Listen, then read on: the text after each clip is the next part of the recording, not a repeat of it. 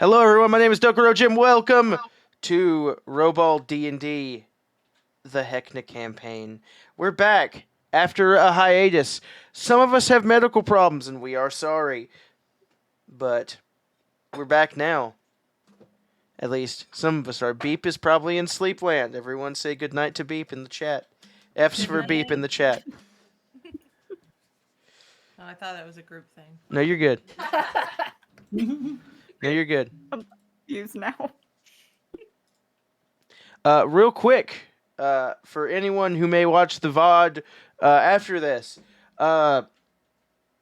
this stream is sponsored by Player One Coffee, and this stream is sponsored by W Energy.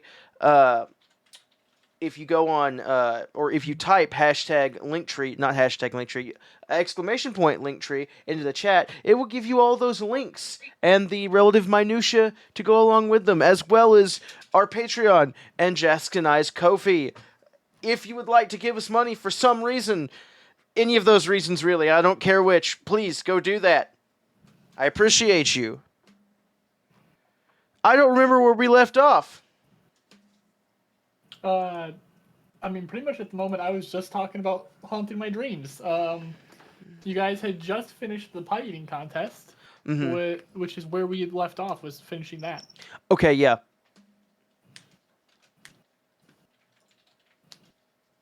Your party had lasted longer than I had expected, and then continued to last longer than I had expected. I don't remember this at all. I dropped a CR 14 on you guys, and you're like, let's just eat it from the inside out. I don't think you were here, Riley. That's why. Yeah, I haven't played Yeah. since the end of September, so I don't know what's happening anymore. Who are you?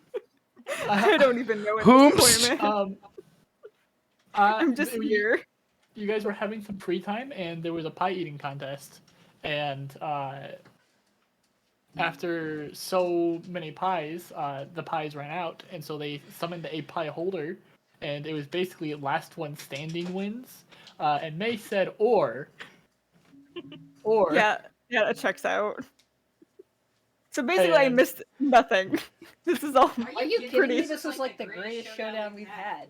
It really was. May created a cannon and shot herself into the pie holder, and then started eating it from the inside out. And then as it brought like the beholder rays like eye stalks down to like face her and like shoot into itself to get at her, she just started eating the eye stalks off. Jesus. I was very ill, but it's fine. I mean, that'll happen when you eat that much pie.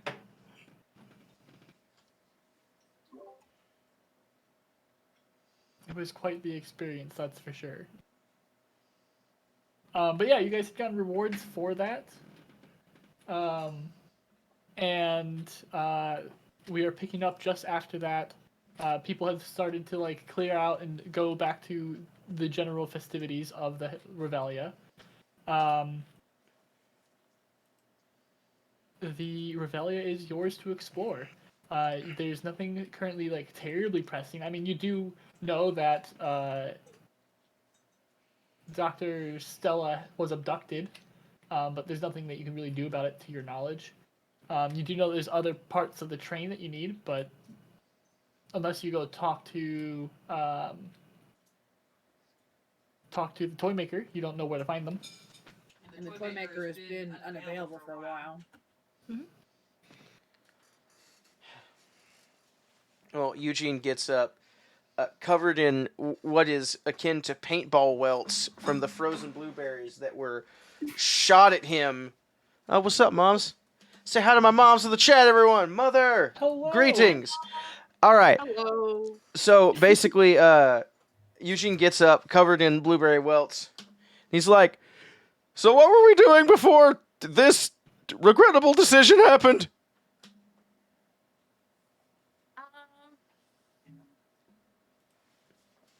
I thought we were just kind of hanging out. Well, yeah, but weren't we doing something important? I assume so. I am not the person to ask. Dumb. Um, start scraping the pie goop off of her. Yeah, we should probably. Eugene's gonna walk forward and cast Prestidigitation. Oh, that's so much easier. Just.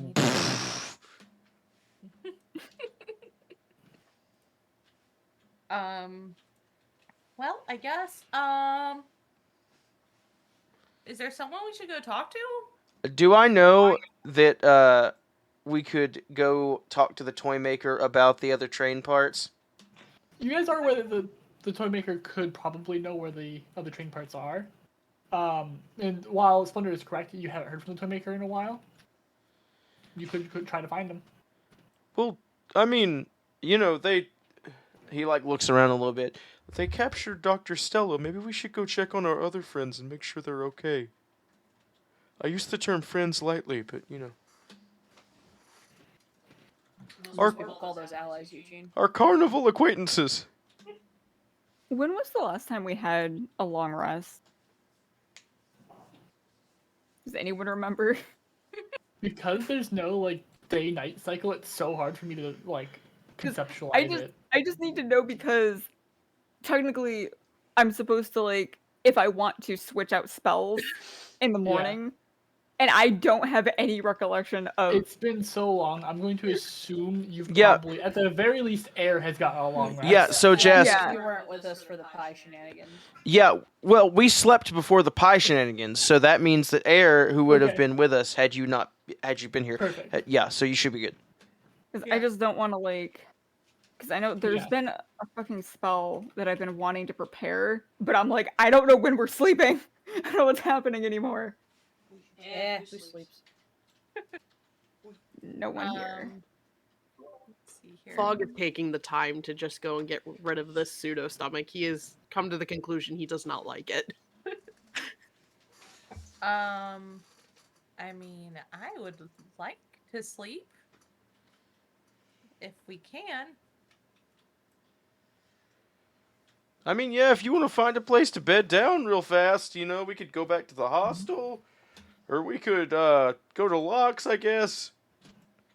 Sleep over at Locks, everyone. I'm That sure sounds you like would it'll love go the one. company. Just as a Yeah. reminder, you do also have the Dastardly Disco as a hideout now. Or the disco, yeah.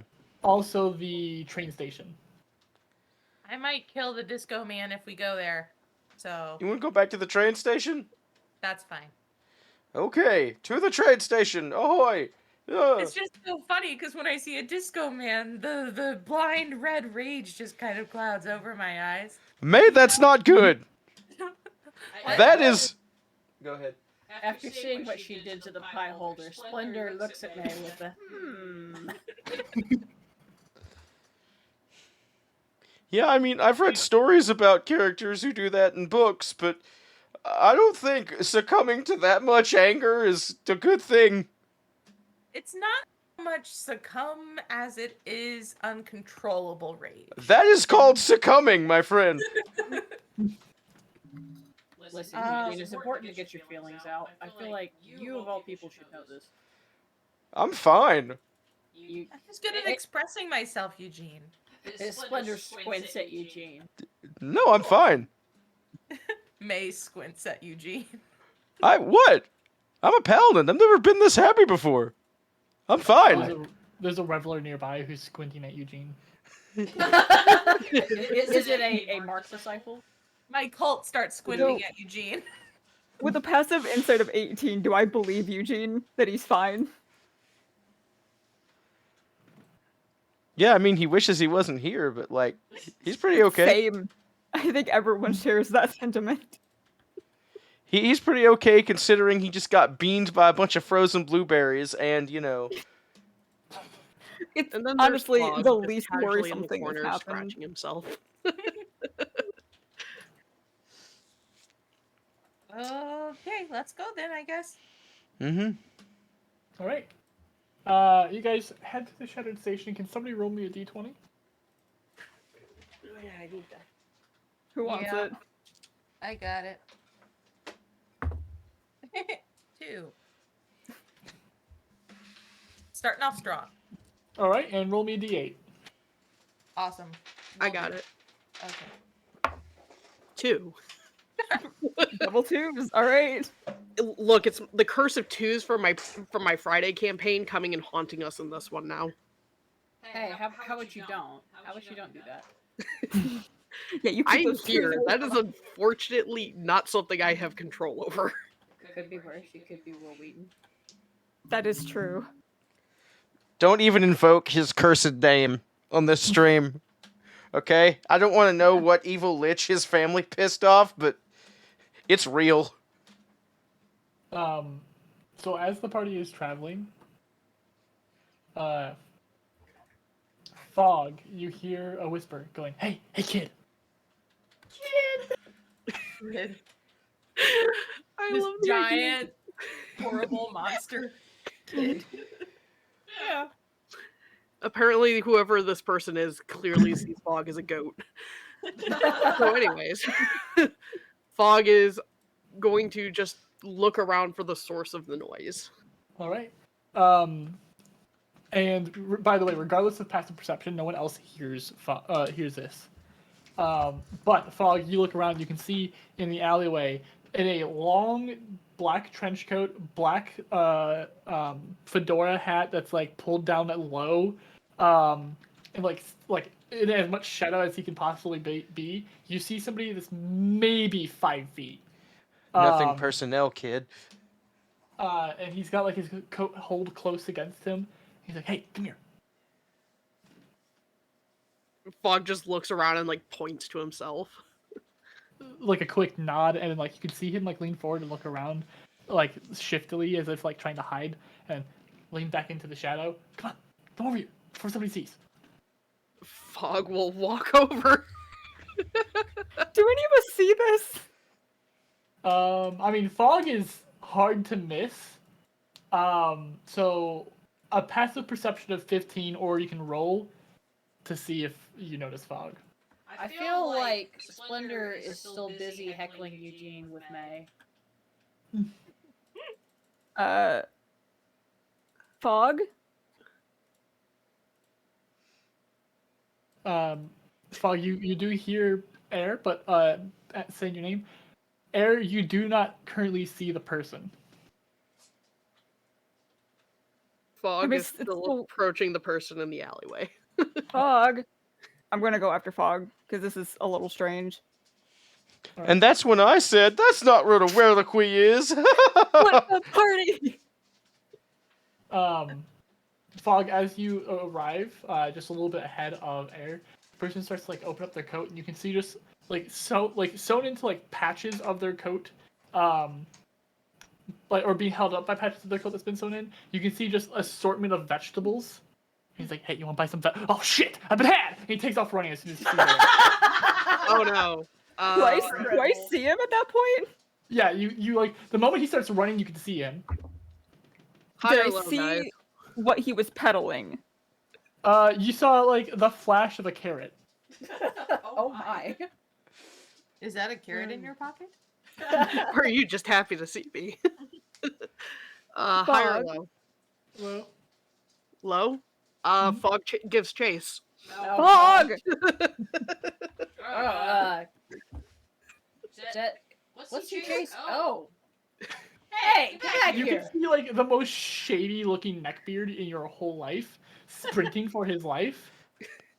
Splendor Oh, does not no. know what they're chasing. She's just gonna chase Should we you. go? Should we? Okay, we're coming, and I'm gonna take off after everyone. Yeah, Eugene's gonna follow. Okay. You see him like glance back. See now there's a whole group of people chasing him. And he gives off a very short incant, and then with like a bit of mist, he seems to disappear. Oh, he just misty stepped, didn't he?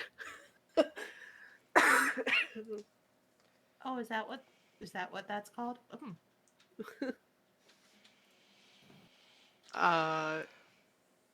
Fog will sniff around at the spot that he disappeared from. All right. It smells heavily of vegetables. Is it something he could track? So, vegetables are a dull smell. The Revalia is full of a lot of sharps and like overpowering smells. And considering that this isn't a trail, this is he disappeared at one spot, reappeared at another. It would be very hard to track. Okay. I'm not saying no. I'm just saying it could be very difficult. Galorum, I'm willing to make that roll. Splendor and I are in the same room. I've got myself on push to talk to hopefully mitigate the echo from my mic, but that's why you maybe heard a little bit of echo on Splendor's end, is because we are literally 4 feet from each other and there's nothing else we can do about it. So yeah. I can slap him on the head when he's being belligerent.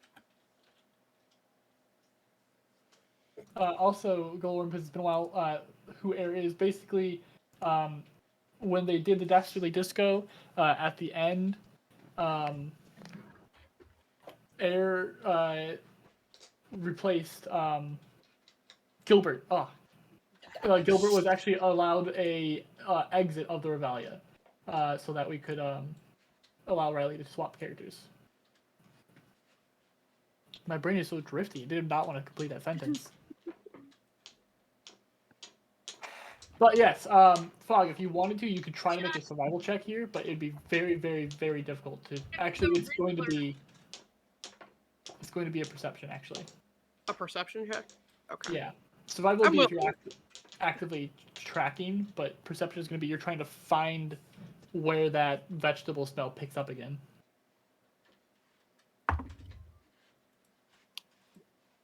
Does an 18 pass? It's just a little bit short. It is a DC 20. Damn. No worries, Grolorm.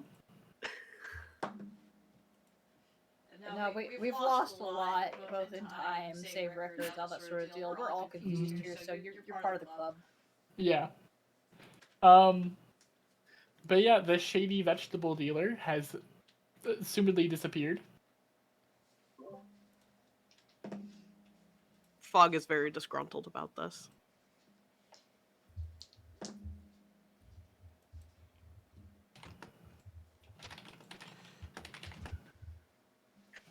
Okay, well, so much for that. Yeah, we can mope about vegetables or something later.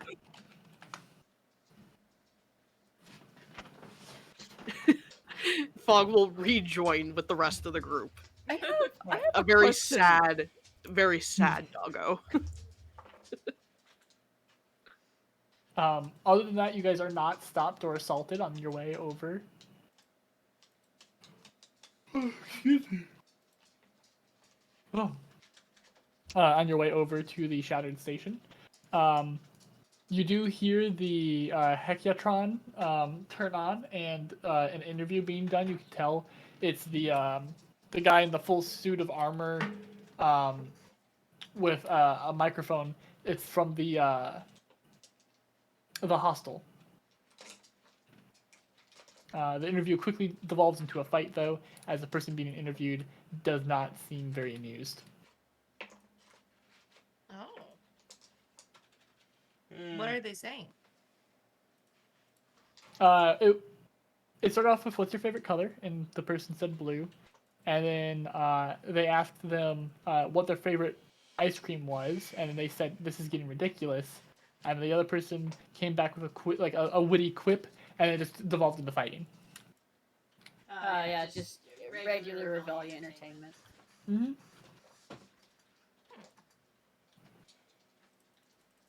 But yeah, you arrive to the Shattered Station. You do see the marionette that watches outside look to you guys, start to open its mouth, and then stop.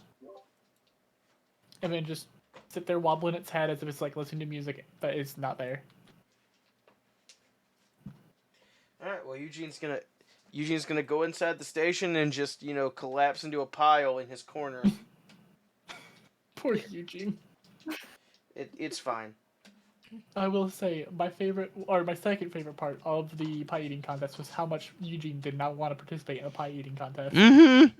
And he was the first to go down, was he not? No, I was not. I was the one of the last. Wasn't. He was one of the last, but he did at one point forfeit. Yeah, after I got pegged with 7 blueberries. The pie. The pie holder shot me with its blueberry ray, and I got paintballed with frozen blueberries. And he decided, not today. Just No, I'm done. left. At least the eating food was tasty sometimes. This is just fighting, and I don't like that. I don't know if we can be friends anymore.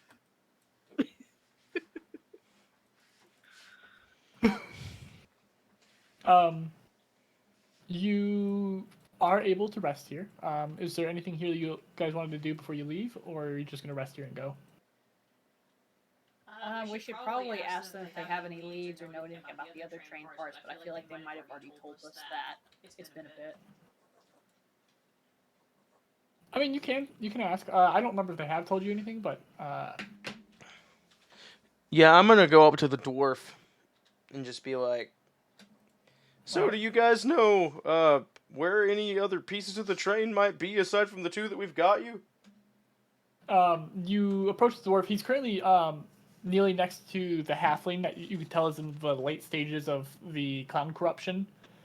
They appear to be unconscious. He's got like a cold compress to their forehead. And he goes, I would probably ask either Locke or the toy maker. They would probably have a better idea of where to find anything else. We've been trying to get the pieces for a while now. Also, I have a question. That person, the halfling, do you think any restorative spells might help with their condition? He just wants to show off his paladin powers. Nothing common. One of the reasons why Heckna tries to regulate what diamonds can be found, because one of the ways to clear out the clown corruption is to kill the person who's corrupted, pull the schnozzling out, revive them. It's one of the only ways to properly do it. So, a restoration probably wouldn't help? He shakes his head. Because I can't revive anything yet. Yeah, what are? We could potentially, maybe, do that. He, straightens up a little bit. Well, yeah, but first we gotta find a diamond, and I mean, if if the big man upstairs, halts all the diamonds, then, they're probably somewhere where it's hard to get them. If I had to guess, he keeps them in his little mansion. His little mansion?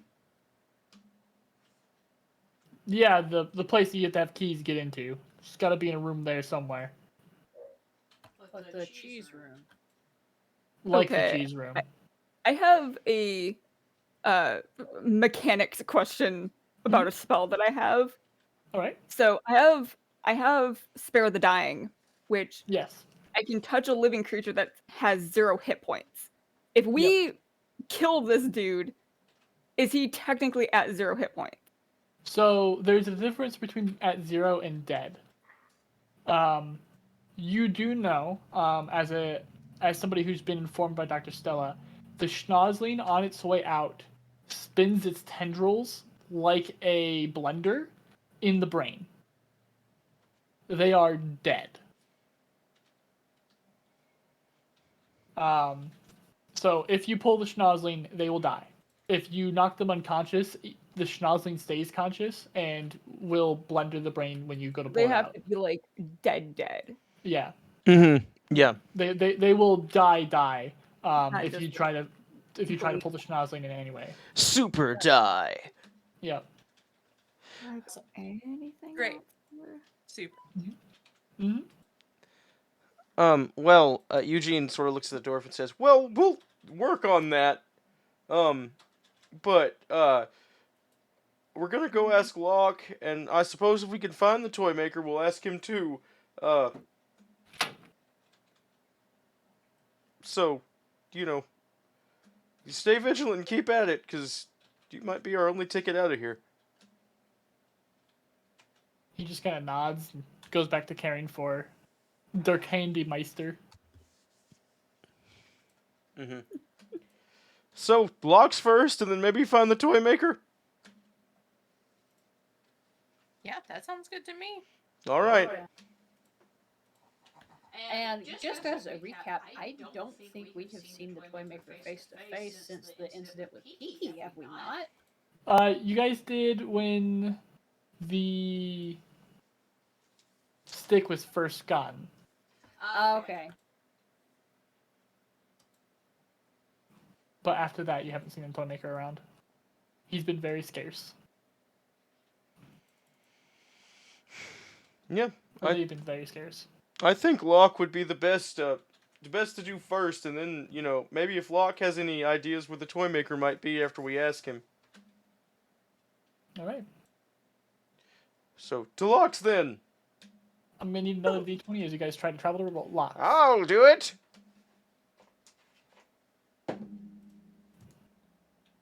$12. All right. You go through the Regalia unassaulted. Yay. Cool. I'm gonna open Locke's door and go in. All right. You walk in and you can see that the toy maker is currently standing there with Stefano at their side. Toy maker is signing to Locke with Stefano translating, and they just kind of stop when you guys come in. They watch you guys come in. Stefano turns fully around and waves. Eugene Toy waves. maker nods to you all. Oh, how and Locke just kinda serendipitous. stares. Hi, Locke. Hi, Mr. the Yeah, Toy hi. Maker. Hi, the Toy Maker. Jaunty nod. Were we interrupting something? I'm sorry. Toy maker starts signing, and Stefano translates. No, we were just discussing next steps forward. Well, that's kind of what we wanted to talk about. Is everyone in Locke's establishment now? Yeah. Door is shut, everything's good? Okay. Eugene says, well, we were looking for parts to repair the train. Toy maker nods and signs. And Stefano watches for a little bit and then starts to translate.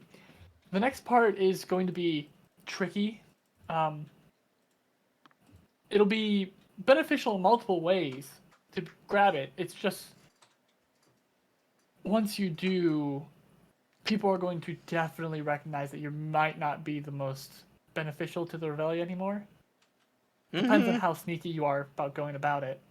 Well, if there's more than one part, then could we save that one for close to last? 'Cause I'm guessing The other, there's probably a lot of them. unfortunately, with the nature of what this part does, it would be better to grab it now. What does it do?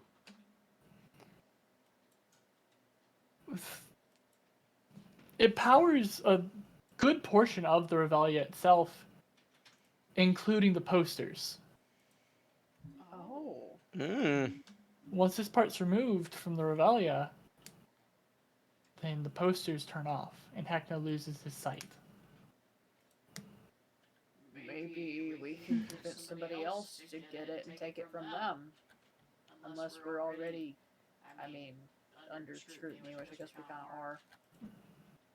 He nods, looks to May, signs a little bit, and Stefano translates with arson of a major figure's place didn't go unnoticed. Did it at least go just a little bit noticed and not a lot noticed? Very noticed. Most people just think it's a joke. They think it's just part of the ha-has of the Reveille. But there are some that are questioning whether you would just were trying to take out someone without any punchline. Oh no! I was just trying to open the door. Well, I'm pretty sure you burned down the door, May, so, I feel like maybe if we just clear this up, everything would be fine. May, we're not gonna go and talk about the burning, okay? It would be understandable. May, Anyone would May, understand May, this. May. No, just no. This time, just no, okay? All right. So being careful is not the. It's not going to be an easy option. This is a situation where This is a situation where my judgment's impaired. Got it. So often I find myself in situations. That was out of character, or was it? Who knows? More signs, the final translating. Are you familiar with the Heckna's Eye Ferris wheel? I mean, I know where it is. Yeah. It's I'm pretty sure easy we've to spot. seen it. Yeah. The reason why it's named that is because it's got one eye that seems to wink all the time. That blue light coming from the eye is the piece that we need. It is something called the thingamajig. The- I'm pretty good at climbing stuff. We could just get over there. I could probably get it out. The who? What now? The thingamajig. It was a part of the train. It was one of my first creations, it was the engine for the train. Oh, it was the choo choo. He nods. But it got repurposed when the train was destroyed, and put into the Ferris wheel here. It converts the rotation of the wheel and some of the ambient magics of the Revelia into energy. Squint. What? Why are we squinting? Splendor is squinting at complicated stuff. She won't say that's why she's squinting. She feels like she's in deep thought. So what's the plan? Just go there all stealthily and grab it and go back to the station? I don't think there's any chance of being stealthy at all. I think as soon as we remove it, I think Heckna is going to know immediately. What if I Well- get a Reveler disguise?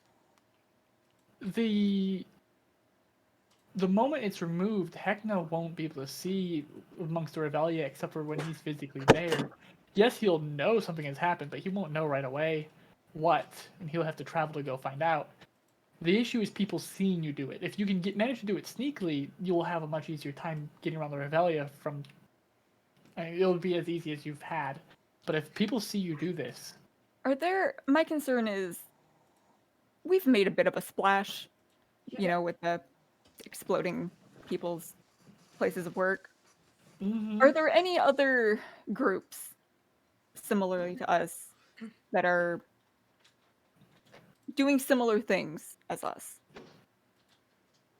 I'm saying the list of candidates, and Are you saying we do some misdirection here?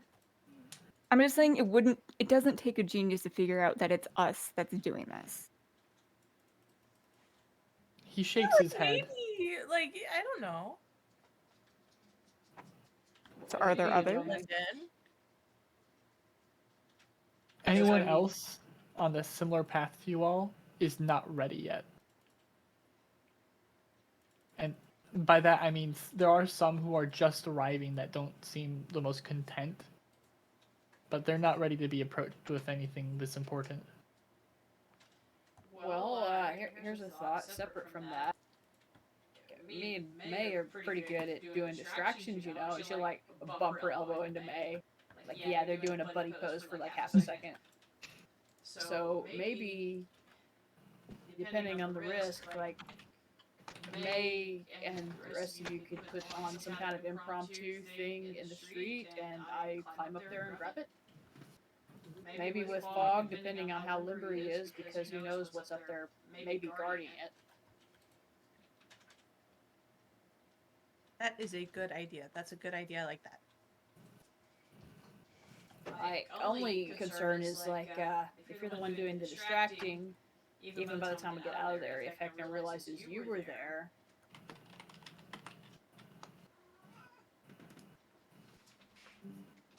It's just figuring out if they can follow the trail, that is. That, and I'm not really all that inconspicuous, she just like gestures to all of herself.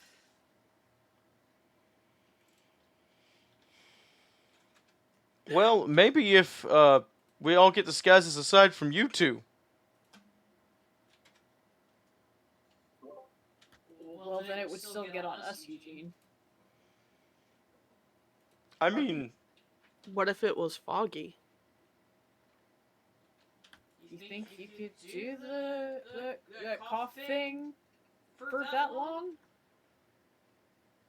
Fog shrugs. How big is the eye? The entire structure?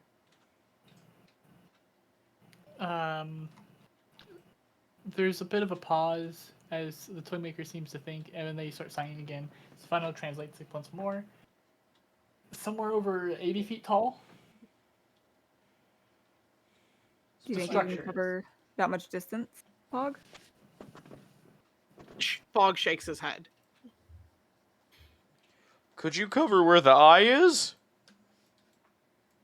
Most likely. Well, that seems to be the best chance we've got.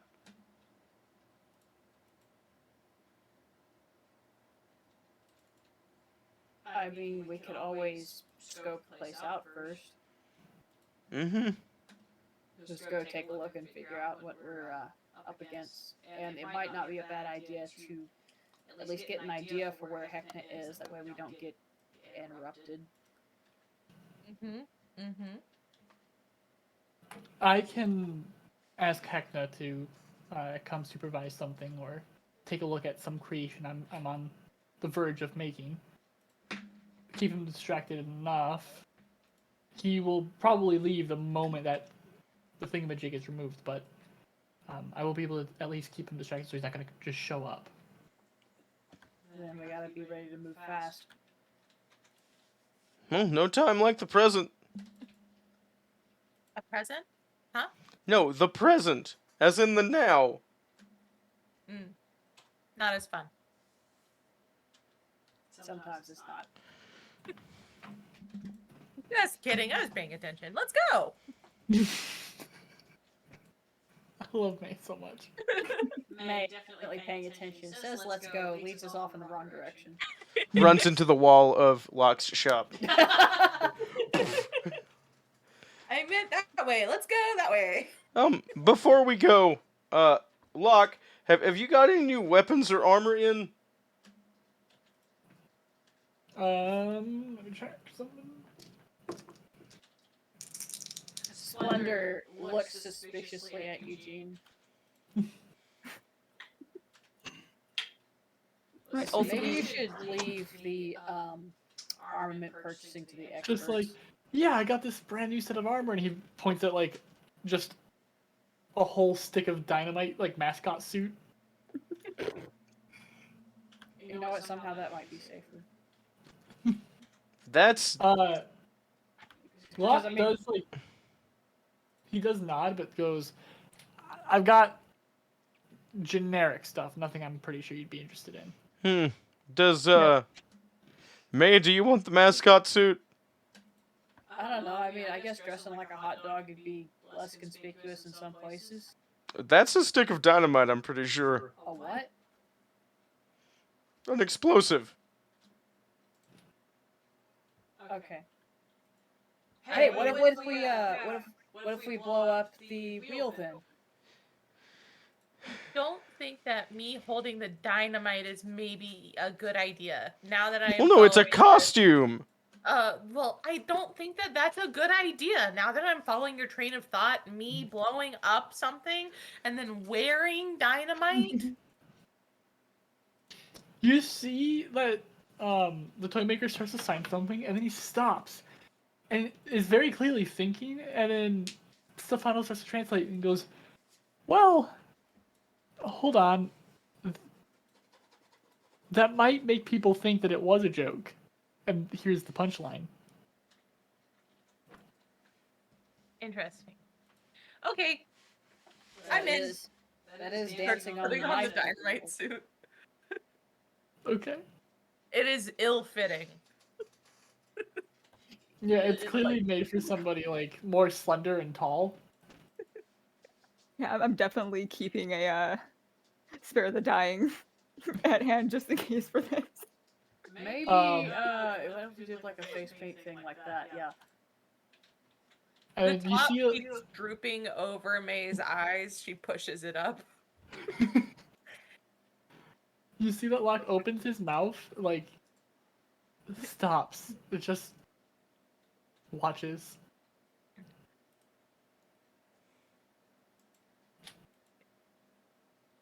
This is yes. Uh-huh.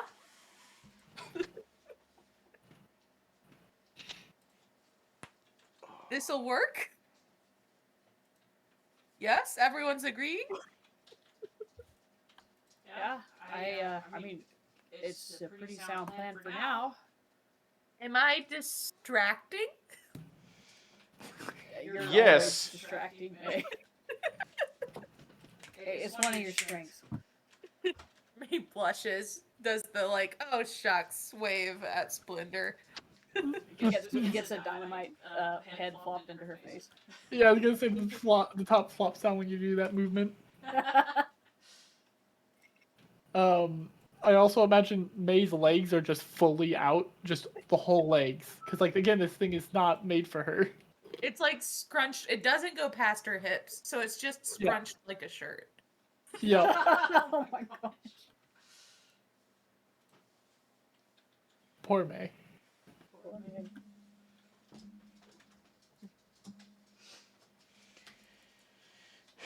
Okay, well, time to do this. Mm-hmm.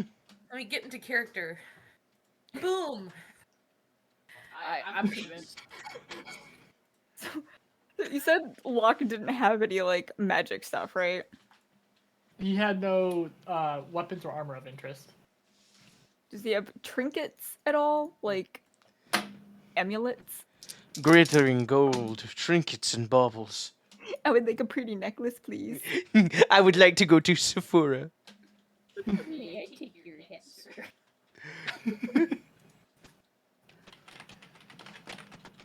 Is there a specific item that you were looking for? Yes, the amulet of the devout. It's a magic Alright. thingy that does I love good magic stuff. things. Oh Yep. yeah, we like good stuff.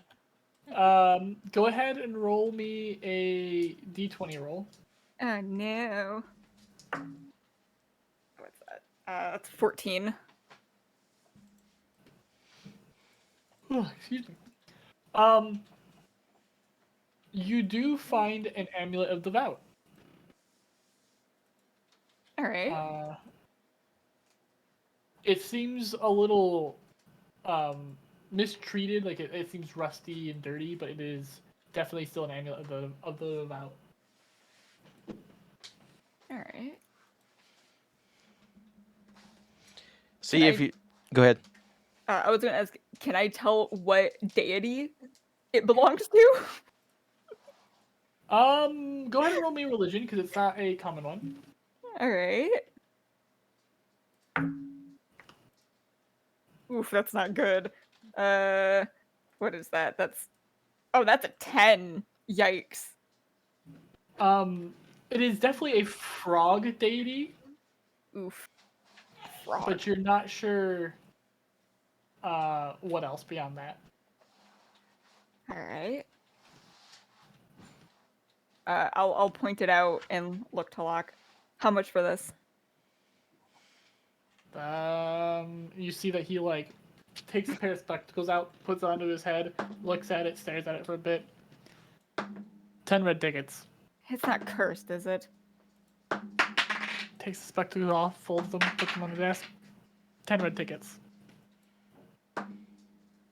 Alright. Fine. It's fine. If it turns out to be cursed, I can remove the curse later. Fine. Wait, you can remove curses? Hold on. You can remove Yeah. curses? I mean, not right now. I'll need to rest and... Yeah, that's the thing you can do, though. Yes? Ah! Splendor just turns and kicks Wait. a barrel full of weapons. Eugene's armor is the only thing that was cursed in this party, correct? As far as I know. May looks down at her blue suede shoes. I'm gonna follow her eyeline. Just don't sing. Or do. Well- That's fine. I don't care. I don't mind this curse that much. It does get in the way. It does get in the way. I feel like I should say we'll talk about this later, but I don't know when later is going to be. We'll deal with this at some point.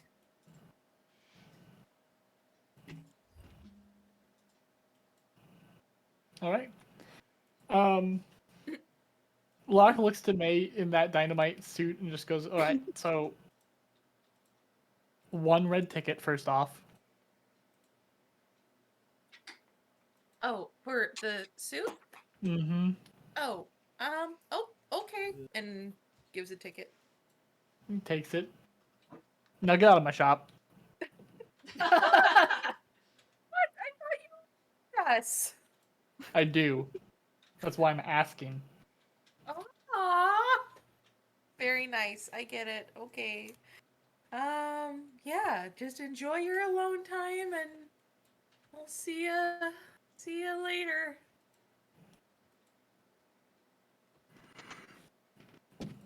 On the way Yeah. out, can I stop by the Stefano and the toy maker? Mhm. I would like to just kind of address them both. I don't know who I should be talking to specifically because I'm just aiming towards them. Yeah. Um, would you like to be informed if we succeed or fail? I feel like if we fail, you know. The toy maker starts signing, and then Stefano translates. We will know whether you succeed or fail. We'll come find you if you do succeed, and if you fail, well, I guess it depends on how hard you fail, but we'll try to come find you. All right. Okay.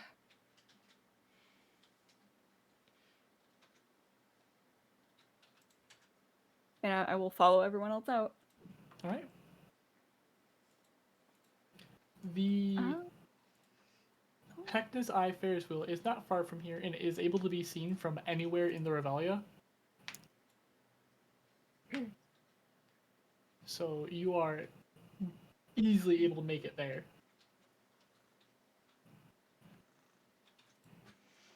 Give me just a moment. I'll be right back, Jessica. I have to go feed a spoiled cat. It's okay. Actually, do you want to take our break there? Because we're nearing on the first hour mark. Yeah, we can. All right. Sounds good. Well, Alright. Jim, while we're on our break, we might need some refreshment. Do you have any recommendations for us? Yeah! Exclamation point Linktree, Dubby, Player One Coffee. All the things to give us money other ways than here. So whatever you want to do it or don't. We love you either way. All right. Goodbye. I'm not mad. I'm just disappointed. Also, I do love how easy it was to get you guys into another cursed item. Is the explosive? And with that, It is, I'll see you guys in a minute. Bye. it is 100% a cursed item.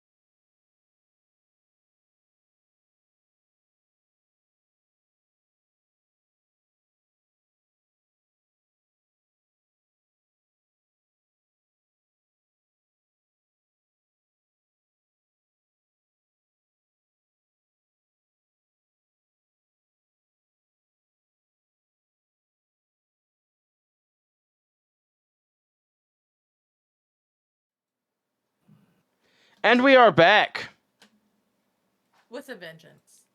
with a With a vengeance. vengeance. All right.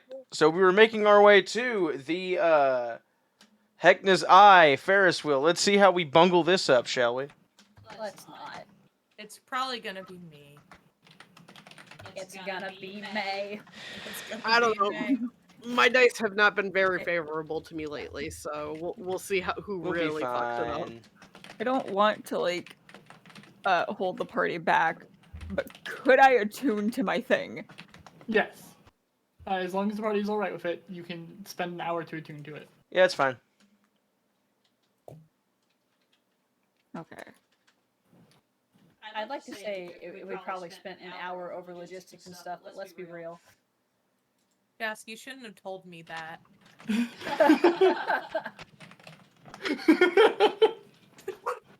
Oh no. I will now apologize. All right, my magic Um, is slightly beefier Also, all this information is stuff that May inherently understands after an hour passes by. Which you guys have stopped for an hour, so May inherently knows those words now. Oh, Super good. duper. But as you arrive to Heckna's Eye, looming over this medium is a huge Ferris wheel pitted with rust and dents. Its gondolas creak and sway as they move, and the whole wheel shudders as it rotates. The bent metal looks ready to give way at any moment. In the center of the wheel is a clownish smiling face with a red nose and a winking left eye. It remains in place as the wheel turns around it. The ride judders and the closed eye flickers open, letting out a shower of blue sparks. In front of the wheel itself, welded to a bit of scaffolding, you can see a marionette with 3 heads that rotate in time with the rest of the Ferris wheel behind it. Oh. And they appear to be the one that ushers people onto the ride. Is there like anything connecting the parts of the ride, like the where you would sit to the Ferris wheel? Like, is there like scaffolding or anything that looks like you could climb on it? You know. Yeah. So at a glance, you can also see in VC text. There is some parts that kind of there's the spokes. Yeah, there's no real ladder from the E1 to E2. So I'll have to climb that. Well, I mean, it's got stairs from the little observation thing, so feasibly, like the pole that Splendor was tied to was straight. The pole that Splendor was tied to was straight up and down. These are at an angle. She could always just climb up the angled ones to the observatory part and then up the stairs. That's true. Have we decided who's going up and actually trying to grab the thing, or? I had proposed Splendor and Fog, but there wasn't a solid decision made. I do feel like Splendor would be better at climbing. Mm-hmm. And then if people try to climb up after me, I can just kick them off at Fog. It's fine. Yep. So I think Splendor and a Fog climbing up would be nice. Are we being stealthy about this, or is this like a thing where if people try to stop you, we start shooting them? Well, I mean, we're kind of trying to be stealthy, but the idea was also that May would distract them. Okay. Which May is she's probably stretching doing. currently. She's preparing for her big show. Mm-hmm.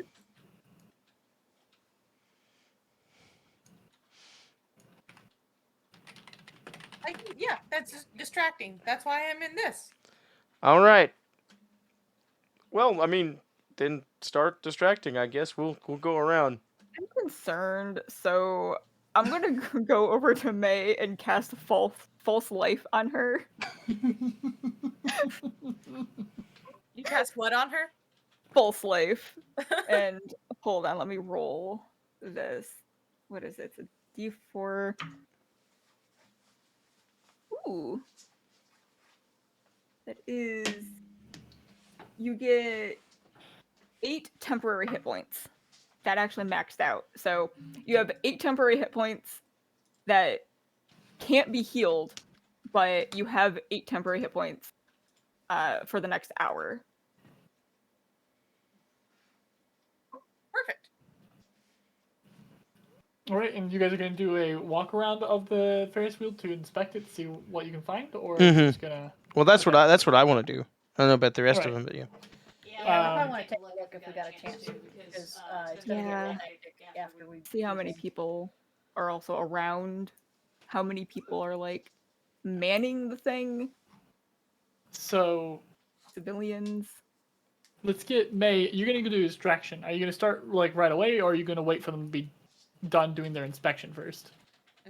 I'm gonna be like, do you want me to start now?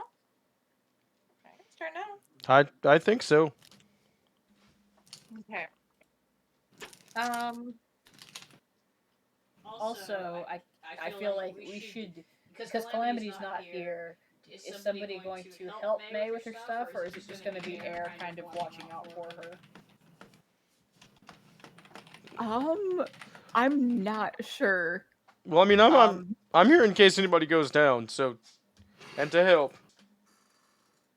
He's just so excited to do some paladining.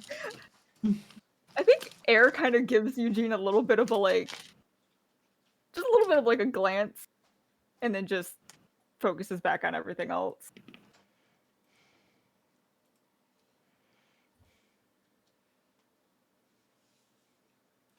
Wait, can I cast it at higher level? Okay, well, I'm just gonna start then. Okay. All right. Because no one gave me directions, so yeah. Mob. Oh, no. She'll be fine. Where is my cult? Cult? First off, inspiration. Secondly, I might even make you roll for it. Your cult just starts showing up. You can see some of them they start to show up. Some of them have like red cloth in hand that clearly they've ripped off of other tents and stuff that they've been in the process of sewing. From the ones that are further along, you can tell they are making their own dynamite outfits. Oh my god. Yes. It's been an hour, and these people The already Dynamite know. Squad. They're on top of it. They're on top of it. I have an efficient mob. Cult. An efficient cult. Jask, Mhm. I'm gonna stealth. I rolled at disadvantage because of my armor. I rolled two 19s, so that's a 19. All right. Stealthing actually wouldn't be a probably terrible idea. Yeah, I also just realized that two people in our group they do have disadvantage on stealth because of their armor. Me being the other one. It's fine. I'm wearing leather, so hopefully I'm fine. So You're fine. I don't I'm know. not wearing leather. I'm wearing like cloth because monk. I forgot. You're fine. Yeah. I was so fine. Should I just stand around and like look for things? I'm not sure what my role is here. You're the mom. They're like, isn't that your mom over there? And just, Air's just like sweating, pretending she doesn't hear her. You're the mom who doesn't want to acknowledge that's their kid. Hey, can I make an announcement? I'm just like, she looks like she's having fun with her friends. I'm gonna go over here and pretend that I'm not worried. Love that. Okay, so we have May calling for her mob. Eugene is currently crouching down. Splendor, what are you doing? Splendor is sizing up her target, which is going to be one of the. Oh, damn it. Hold on. Sorry. Which is going to be one of those spindly legs holding up the smiley face. Mm-hmm. Because I believe that will be the halfway point to the stairs. Because the goal is to go up there, go up the stairs, get to the face, pull it out, and I don't think she can drop down, but maybe she can grab one of those spokes and slide down. We'll see when we get there. It'll be fun. Fog, what are you doing? Fog is waiting for some form of instruction of what he's doing. Because right now his only thing is he is sitting probably next to Splendor, just staring up at the face of that thing. All right, so when we start moving, I'm gonna go up this one, and you want to go up the same one behind me, or you want to go up the next one, or and Splendor, I feel like is just doing this little inane planning thing, looking at Fog, whether or not Fog actually answers. Like he could just give her a blank stare and she'd keep going. Fog is very good at giving blank stares. Eugene's gonna come over and be like, "I thought the plan was for you to cover her tracks with your fog or whatever." Fog nods very Well, enthusiastically. to be fair, if one of the spokes is fogged up and the other ones are not, that's kind of a... Well, we've seen him do it before. It's a lot of fog. I mean, it would look, it's not really contained. It's a fog, you know.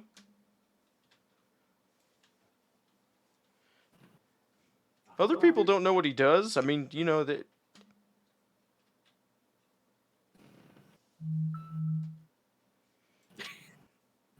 Listen, We're great at this. We're totally got a handle on this. I'm gonna walk by the group here, and I'm just gonna bless all three of you. just gonna walk by like the fun kids. We got Yeah. this under control. We're gonna swap over to May. You've got your group in front of you. Your Yeah. little mob. What are you having them do now? I'm gonna have them lift me onto their shoulders, and I'm gonna yell out to everyone, "Attention! Attention!" Okay. You get lifted up onto their shoulders. And then as you yell attention, there's like a beat goes by, and then they also yell attention, and you yell attention again, and then they do it as well. You're getting a lot of attention right now. Okay. Whoever is paying attention, I'm going to yell out, "A game has begun! If you can capture 3 of us dressed in red, I will give you 1 tooth!"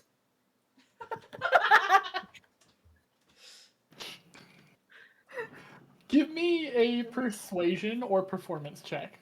I absolutely will. And because of the silly outfit, you can do it for advantage. Amazing.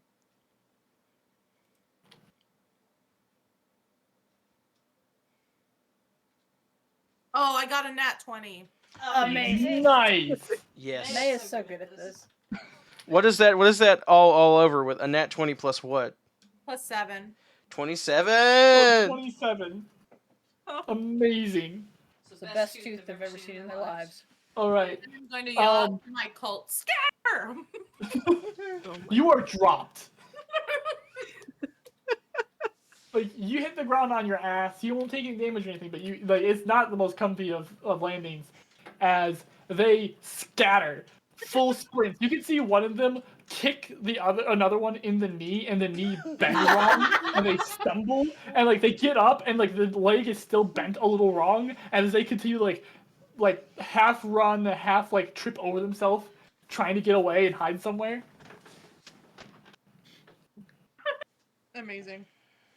I'm gonna be like, the game is happening everywhere except the Ferris wheel. You see several of them avert course as they're like getting in line to get on the Ferris wheel. Oh my gosh. And then Eugene's gonna say, "All right, let's go, go, go, go, go." Okay, Splendor is going to take a look, make sure that there isn't anybody presently watching. How's the 3-headed marionette doing? So there's still a few other people in line. There's like 2 in line. I should be more specific. There's 2 people in line. They had been waiting for a while, and when the rest of the line left, they were like, "Yay!" The 3-headed marionette doesn't seem to be watching you guys. But what you do notice is the gondolas themselves. Many of the gondolas still have clowns in them, and it is straight up clowns. Like it seems like about maybe like half the gondolas have a few clowns in each. As Splendor goes to start climbing up, Fog is going to cast Fog Cloud on the center of the Ferris wheel. So the spot where the eye is at, essentially. Mhm. And that creates a 20-foot radius sphere of fog. All right.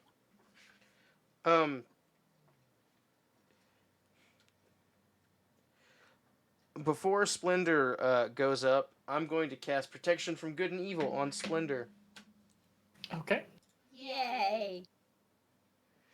Yeah, he's just gonna come over, be like, hold on a second. He's gonna like press his amulet to your shoulder, whisper a quick prayer, and you just feel like a warmth overcome you. And he goes, okay, just in case, go. Splendor rolls her head and like bounces on her heels. Takes half a step back and does like a gymnast run to this leg to go climb up it. All right. So first thing I'm going to ask for is a stealth check if you're trying to do this without other people noticing. Yeah. What? And then I will let you know the DC has been lowered because of what May is doing, and then also you can roll it with advantage because of May's nat 20 on her distraction. Excellent. Just so you know, Cheryl, May is like the queen of distractions throughout this whole campaign. They really have been. Almost every time that she's needed to do a distraction, it's been like a nat 20 or something also very high. So If you don't want to pay attention to something, I'm your gal. By undeads, undeads, fae, fiends, elementals, celestials, or aberrations. And you can add a d4. Don't forget.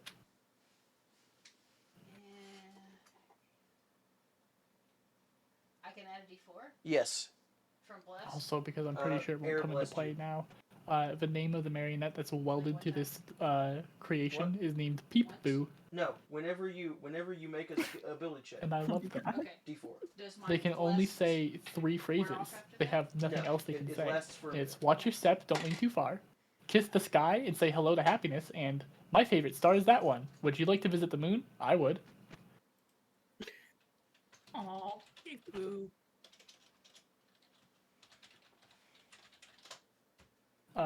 Splendor, did you get the self check? I did altogether. That would be 17 because I did not roll super great. All right. That's all right. 17 stealth is still pretty good, especially considering that there are currently still a bunch of people scattering to the winds and like attacking each other. So the tension isn't currently on you. Real quickly, May, Mm-hmm. let's get an athletics from you. Absolutely.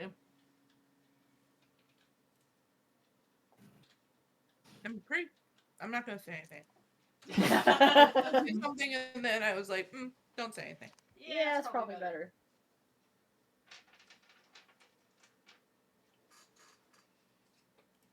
Okay, 18. 18. Okay. Dodging through people trying to catch you. Where are you heading towards? I don't think May has a specific destination. She's basically just running opposite of the Ferris wheel. All right. And she's looking for a place to hide out. All right. Give me just a moment to look at some things.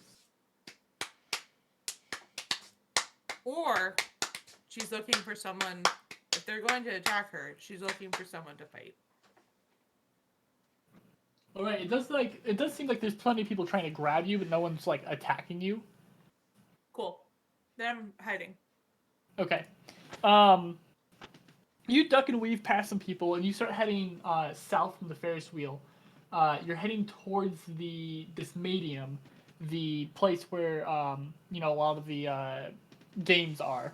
Yeah. All right. Splendor, or actually Eugene, what are you doing in this moment? That's a good question, Mega Man. I am. Because originally go you ahead. were going to scope the place out, but then you guys just started climbing. Yeah. I'm just gonna, from my stealth position, I assume my 19 Yeah. can hold. I'm Mhm. just going to watch from a stealth position, and just in case anything goes down, I am here. Okay. While just watching, go ahead and roll me a perception with advantage because you don't have a whole lot of distractions and stuff. You're just watching the wheel. Perception. What is Eugene's perception? Okay, 3. All right. That is a... Yeah, so 14, 15, 17. Okay. You can see some movement behind the wheel itself. Mm-hmm. As you watch a pretty buff-looking clown climb up, and you can see it in the image I sent into the VC text that there is a secondary like little cylinder there that Mhm. connects to the wheel. You can see that he comes up to that cylinder, seems to step up onto like some kind of like little mini ladder that leads up to that cylinder. Mm-hmm. And he like from that point you can only see his legs. He takes like a stance that you would recognize as somebody trying to pull on something heavy. And then you Mhm. see another clown tumble to the ground, and then he steps up into the cylinder. Okay. The clown that tumbles to the ground looks really mad, but also worn out. Makeup is running. It looks like he's been sweating a whole lot. His clothes are like matted to him. He like gets up. You see he's wobbly on his legs, and he just like collapses back down. Starts to get up again. His legs are really weak and wobbly, and then he collapses back down, and then he just starts crawling. He just decides to crawl. So do they look like they're turning the Ferris wheel? It would appear that way, yeah. And the way Splender's climbing, would she come face to face with this brawny gentleman? You do see that. So E2 is Okay. that cylinder itself. You don't see any way to see into it. So assumedly, unless it's like a one-way mirror, they can't see out of it. Okay, so once they get into it, they can't get out of it. Unless they choose to get out of it. Mm-hmm. Or are gotten out of it. Yep. So that cylinder would be turning when the dude's in there, Mm-hmm. listen to Slipknot and running, Yeah. That was the first like clown band I could think of that would be like heavy metal for running. So I can't do anything, so I'm just gonna wait and watch. And if Splendor is accosted, I have things I can do. All right. Paladin things, maybe. Please let me do paladin things. Please. Splendor, go ahead and roll me a athletics as you continue to climb. Okay. Don't forget your D. Or Splendor, do you have a climb speed? I don't think you do, but do you? I like as a default thing, I don't think so, because I don't really Okay. get that bonus for it. Can I use acrobatics instead though? Yeah, you can use acrobatics instead. Because I'm good at acrobatics and this feels very gymnast to me. Yeah.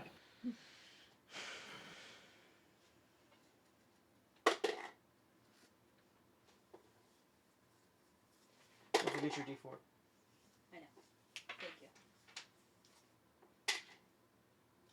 That is 27 total. Okay. You race up that thing. You are making very good distance. My time has come. You are killing it on climbing that. How big is the fog cloud? It's a 20 foot, right? 20-foot diameter sphere, right? It's a 20-foot sphere. 20-foot radius sphere. All right. Oh, radius. Okay, not diameter. Okay. Well, that means it'd be 40-foot diameter, which is better too. Yeah. So, in fact, actually, that means that fog cloud covers half of the Ferris wheel, which means you can have it be covering, the bottom half. Yeet. Okay. Very good to know. It's gonna make it very hard to spot Splendor doing that. And Splendor, I'm gonna also need another stealth check from you. Nod. Yes. Alright. Is that still with advantage? It is still with advantage, and DC is also lowered. Okay.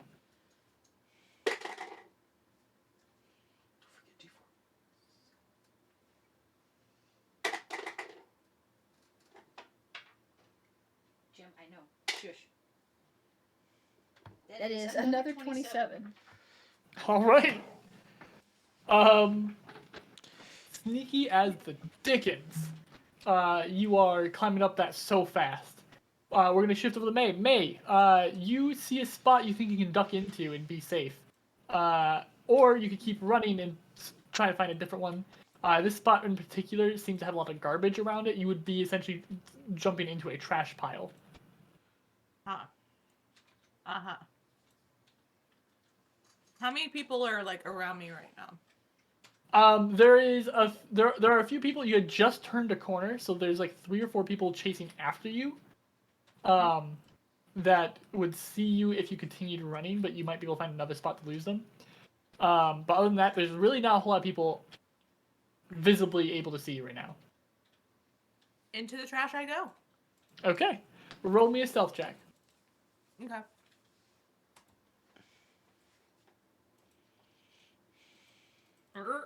We will see. Hold on.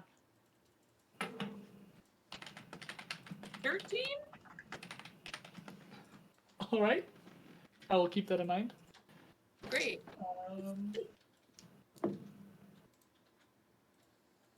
They rolled like garbage. You watch as 3 people just blow right by you. Amazing. They don't even slow down. May pulled off looking like a just oversized like paper cup or something tossed away.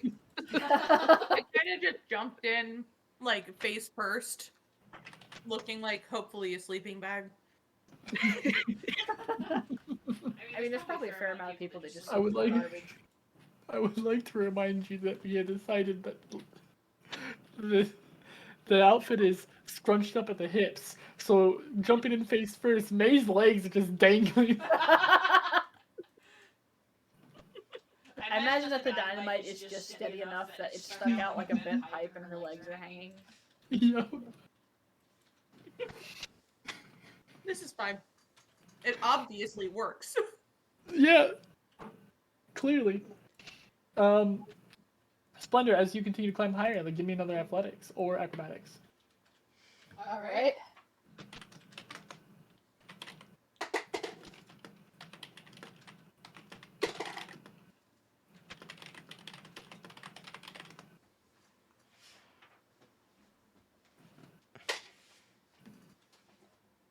That one was not as good. That's a total of 14. 14? Alright. Your progress is being slowed a little bit, but you're already almost there. Like, as the wheel turns and the eye opens up, you can see slightly into it now at the angle that you're at. And like you almost feel the heat of the blue sparks as they shower down a little bit. You are very nearly to it. Oh, okay. Give me another stealth check. This one is still with advantage in the lower DC.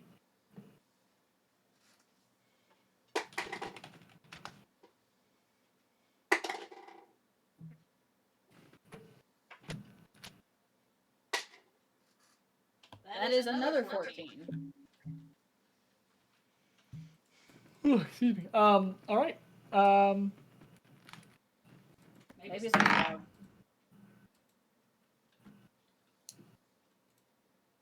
You do see through the fog that there is currently a singular cloud getting out of their gondola well above you. It's like almost directly above you. And like hanging from it, they're like looking down in your direction. They don't seem to have noticed you yet. They're just checking it out. Is it wide enough for me to grab and then sort of limp slide under whatever I'm climbing to try and conceal myself a bit? You could attempt that. I would ask for another acrobatics check, with the understanding that this one has a higher fail DC, and if you fail it, you fall. Just from what I'm able to glean where I am, does it seem likely they're going to look in my direction yet? There's not a whole lot to be checking out, so it's very likely they're going to look in your direction. However, you are in the middle of a fog cloud, so it's even though you're kind of out in the open and exposed, Yeah. they might not notice you. I am going to trust my cover for now then because I'm too far up. I gotta see if I can follow through on this. Okay. Though I might like stop or slow down. Yeah. Shifting to Fog and Eugene and Air. You guys can see that one of the gondolas that's above the fog cloud, a clown has climbed out of the gondola and like hanging onto the side of the gondola is like hanging down low from it to look into the fog cloud. It looks to be like trying to inspect something.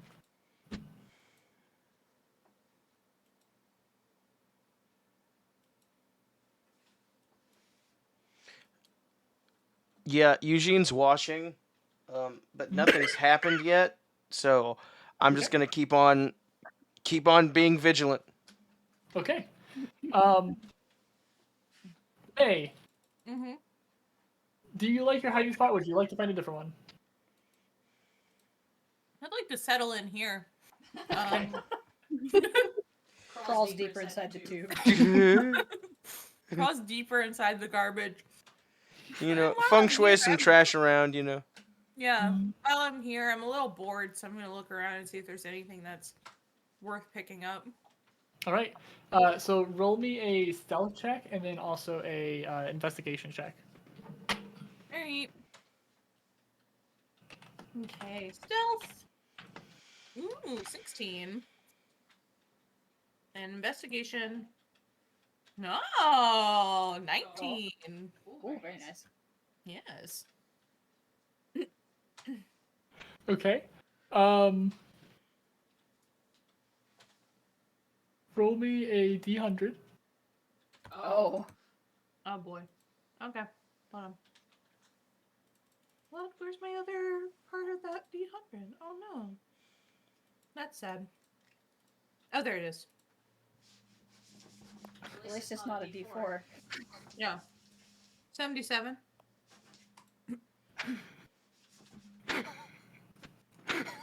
Oh no. What? That's not a good sound. It's really good. It's really, really good. That was at least 3 guffaws. I'm scared.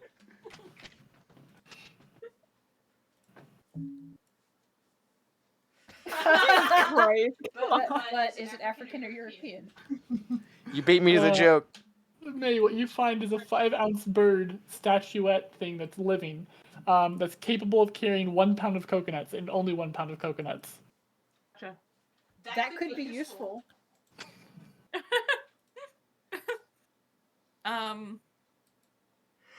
Okay. Okay. The coconuts is pretty heavy, man. That could be a weapon. I have a lovely bunch of coconuts. Deedly. It's a buffalo bird. God. Why can't I escape it? Why? You can't escape the coconut. Do you realize it's been years? Mm-hmm. Now, 2018. just remember, you paid for this experience. I'm gonna pick it up like, oh, buddy. And I imagine that fettuccine, like, is eyeing this bird. Eats it to gain its power of being able to carry 1 pound of coconuts. Oh gosh. So Fettuccine that's- secretly sell. It is up to you if fettuccine eats it or not. But yeah, they're definitely eyeing it. I think that fettuccine has grown to be a candidarian, so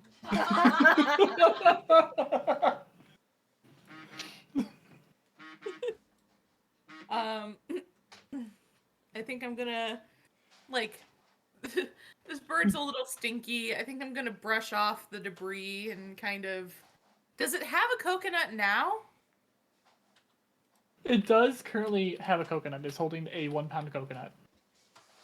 How, like, does it look like it's pretty attached to this coconut? It's gripping onto it, but that's about all. Okay. Let me be like, oh my goodness.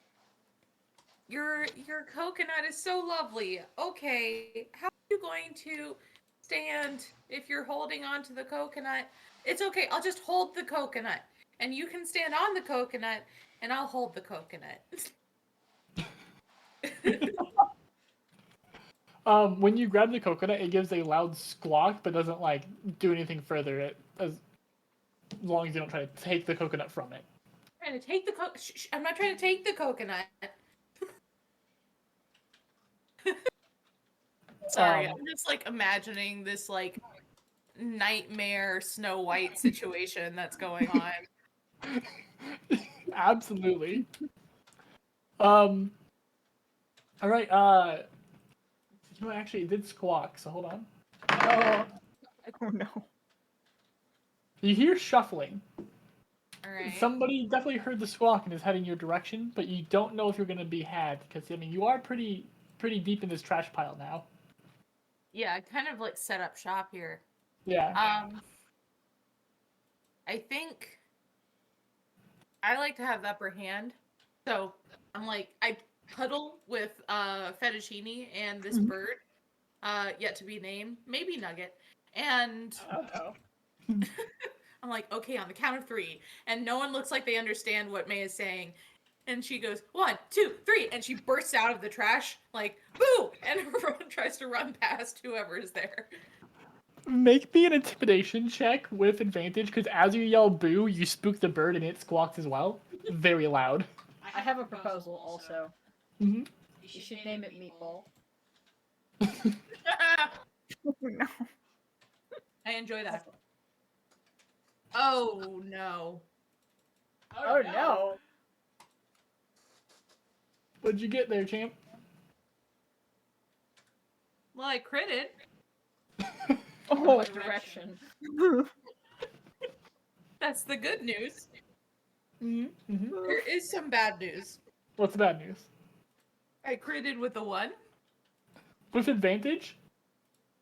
Oh, with advantage. Never mind. Yeah. Also, how many of us did Air bless? It was Thunder Fog and Eugene. Okay. Yeah.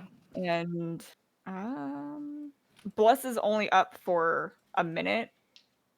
So I don't know how long this whole thing has gone on. Like I don't know how long it's been going on for.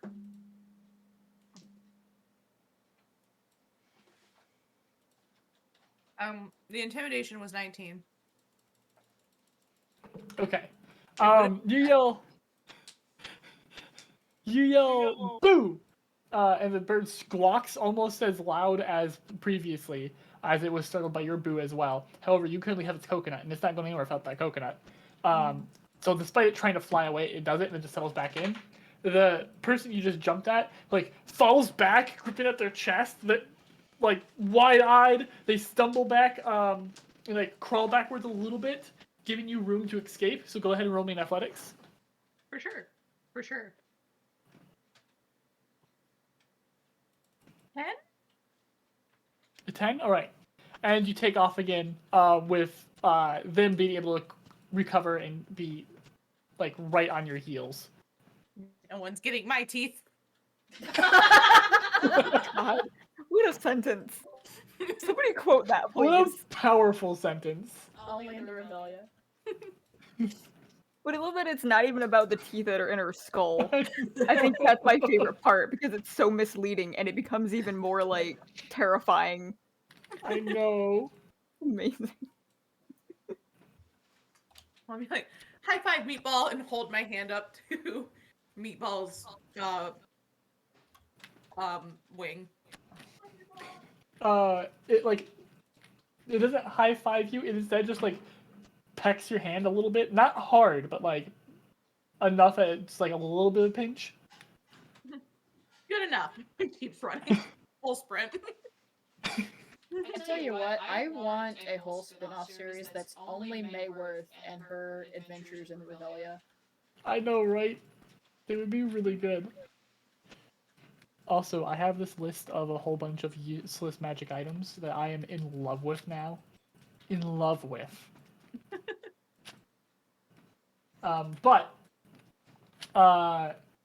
Splendor, let's get another stealth and then athletics from you. Alright. Are there still people around the Ferris wheel? There's people in the Ferris wheel, but a lot of the people that were around it have now moved on, or like there's 2 people in line that are now in the Ferris wheel itself. Okay, so they got into the Ferris wheel. Yep. Alright. So that's 23 for stealth. And was it athletics or acrobatics for the second one? Your choice. She's still better at acrobatics, so I'm going to do that one. Ah, no.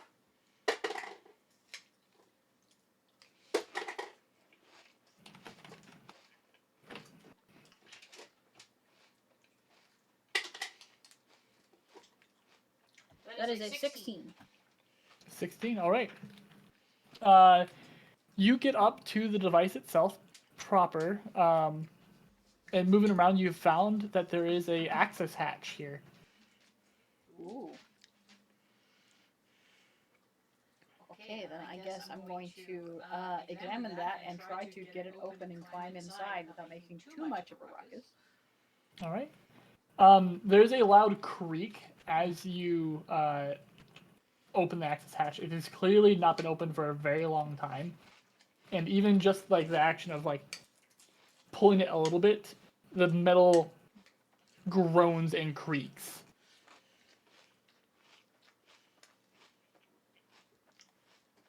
And that's before I get it fully open? And that's before you get it fully open. I don't know that I have anything that would be helpful. I am just a me.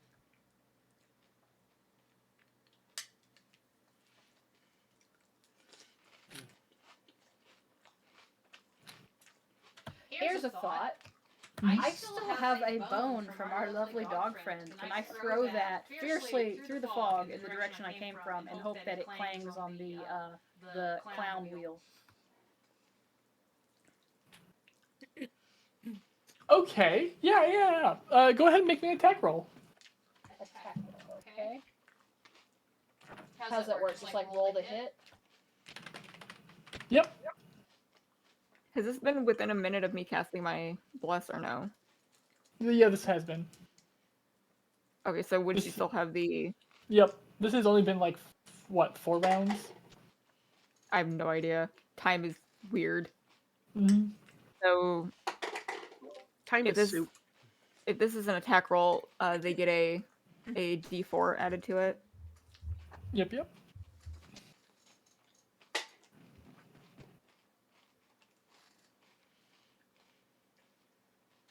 It looks like a 22 total. Okay. Yeah, you smack the. And just to clarify, it is the wheel that the clowns are inside running in. Yeah, the one with the one-way glass. So I feel Yeah. like that's pretty central from where I'm at. And by the way, it's not one-way glass. It is literally just they have no way of seeing outside. Okay.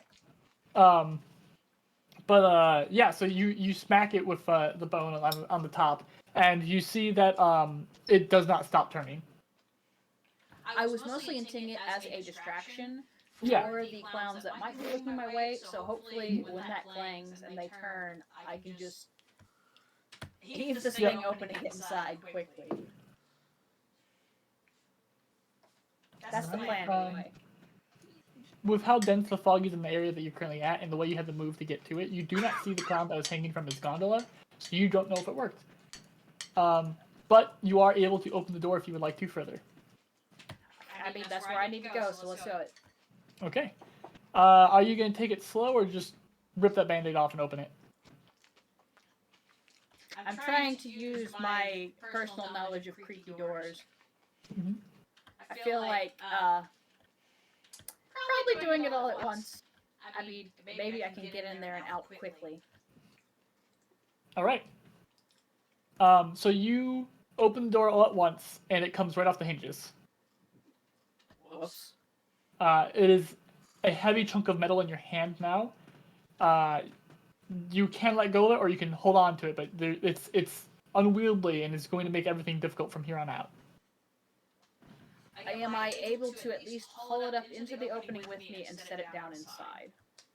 Looking inside, you can see it is a haphazard array of scaffolding, and like metal chunks and bits and such. You could try to set it down somewhere, but even these pieces are shaking, and you don't know if it's going to fall if you just set it down. As long as it doesn't fall on me directly, that is fine. Mhm. If it seems All like it might fall if past me, that's okay. Okay. Yeah, you can set it down somewhere in there. And you can see that the thingamajig itself is 8 feet diameter. And looking at it, you're guessing 150, maybe 200 pounds. And you can see that there's a whole bunch of scaffolding around it, holding it in place. You'd have to destroy the scaffolding to get to it. Okay. There's not, actually looking around, there's not like a Captain America flagpole linchpin here, is there? Make an investigation check. Okay. Oh, this is gonna be good.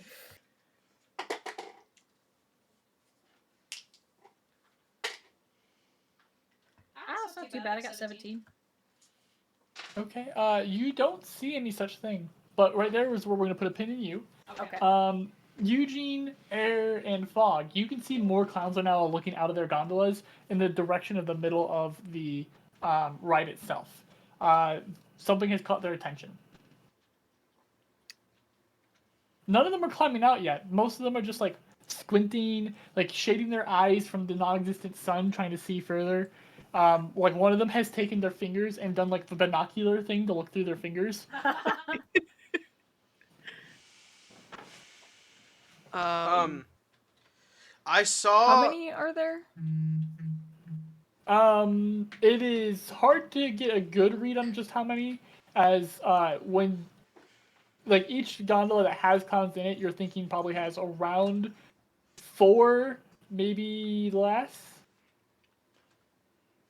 But they also, some of them are like ducking down into the gondolas. Sometimes you'll think a gondola only has like one clown, and then eventually one will just sit up straight, and it turned out no, there's another one that's just very slouched. But from what you can see, maybe somewhere in the 20 range. Oh boy. So if I walk around Mhm. to the back of the Ferris wheel, do Yeah. I see yonder swole homie running in his circle? Yeah, on the back of the Ferris wheel, you can actually see that there's like a mesh wall here, or a mesh like kind of like not quite wall, and then a door set into the mesh. And you can see the big buff clown, and there's 2 other clowns that look ragged, and they're just going to town running. Okay, let me see here. Let me look something up real fast. Two minutes. While you look it up, we're gonna swap over to May real quick. Okay. May, person is hot on your heels. Okay.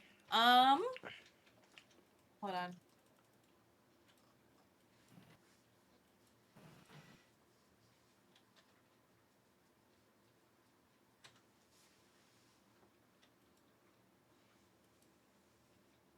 All right. I'm gonna.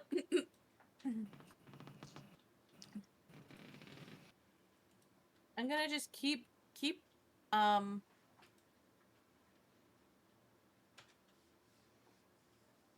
thought I had something. I don't. Yeah, I'm gonna keep running. I'm gonna do the movie thing where I like throw things behind me. And All right. knock things over to try to like get Yeah. this person to get off my butt. Roll me in athletics. Okay.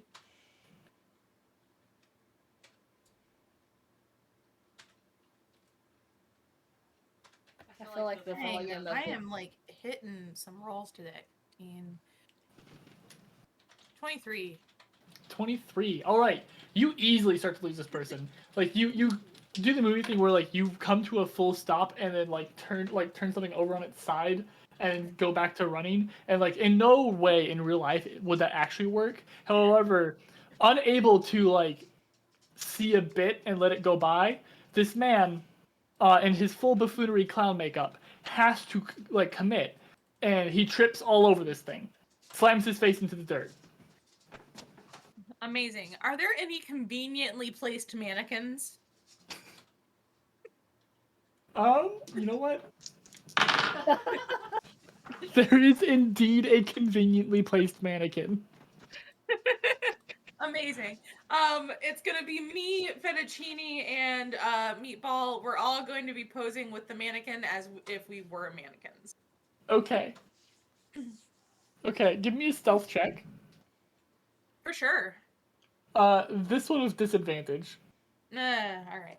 Fair enough. If you didn't have meatball. He just doesn't get the vibe yet. Yeah, he's not accustomed. 14. At one point, Fettuccine was a normal snake, so I'm sure he'll get there. That's A true. 14? Oh, he Alright. runs like a gorilla, I imagine.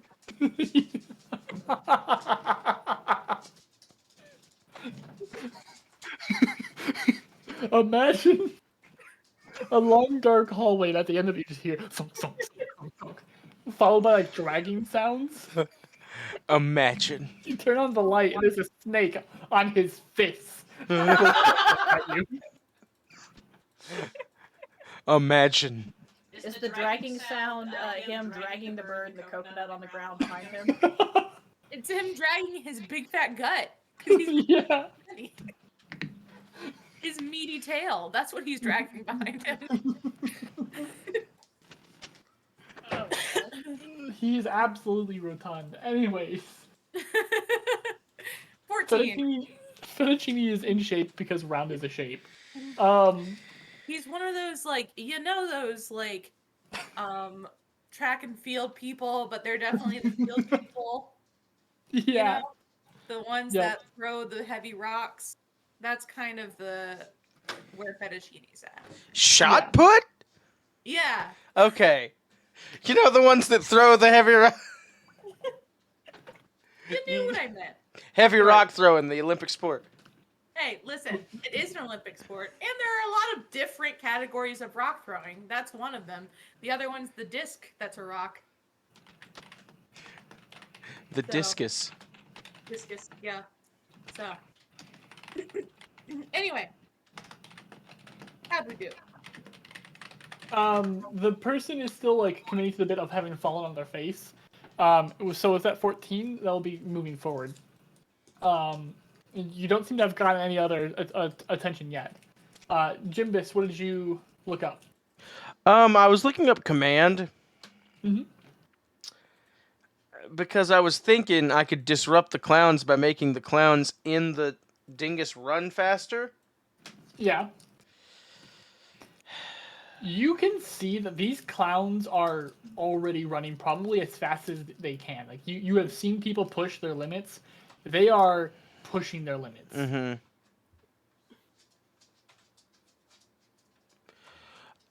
Well, if I do the other thing, that's gonna be too conspicuous. So, Eugene's just gonna, like, in his stealth position, just stand back there and watch and look for Splendor. All right. As you're watching, you are coming to realize that these clowns seem to like the way that they're going is almost a religious fervor. Like this is apparently a big honor to be able to run in this. Mm-hmm. But we will then swap to Splendor. okay. Well, I am sizing up this thing that even looks like quite an arm load for Splendor herself. Mhm.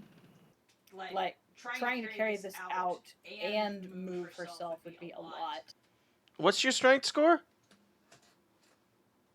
I don't know because I don't think my strength was one of my go-tos since dexterity. Yeah, my strength is not great. My strength is 13, it's +1. Yeah, this would be a bit of a struggle to get out. Yeah. What do the sides look like? Could I potentially place myself between one of the walls with feet planted on it and push it out the other side?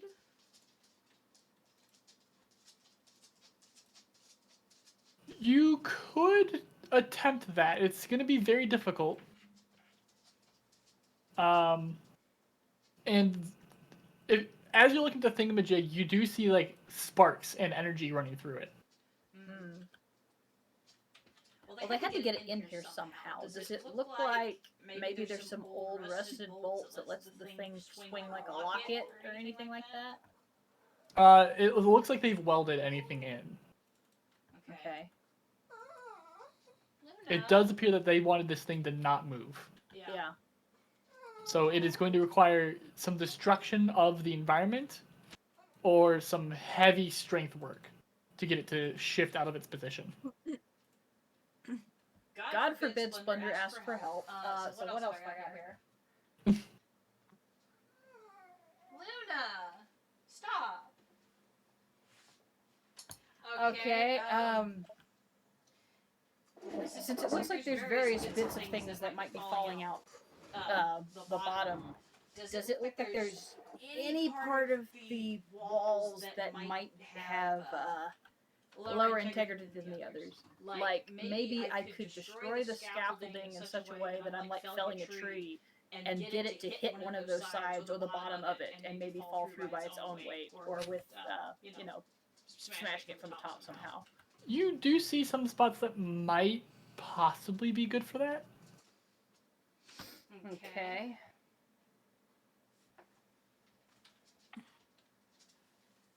Then, unless it looks like it's going to slide out easily, which is probably not, I'm going to see about weakening the scaffolding around it to at least get it loose in here. Okay. So go ahead and make me a strength check if you would like to do that. Well, an athletic specifically, or an attack roll.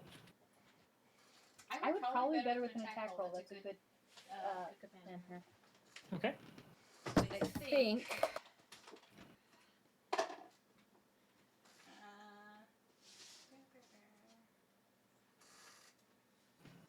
Pardon me while I go through my Rolodex of punches.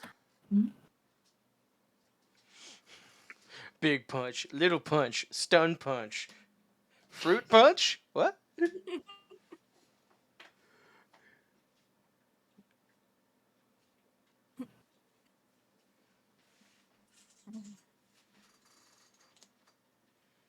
All right. Well, I think rolling attacks would be better. So Okay. let me see about just doing some regular punches and what happens with that, and then maybe I will turn off the bed. All right. AC is 15. Okay. Is this also within a minute? This is also within a minute, so you do get to add D4s to all that.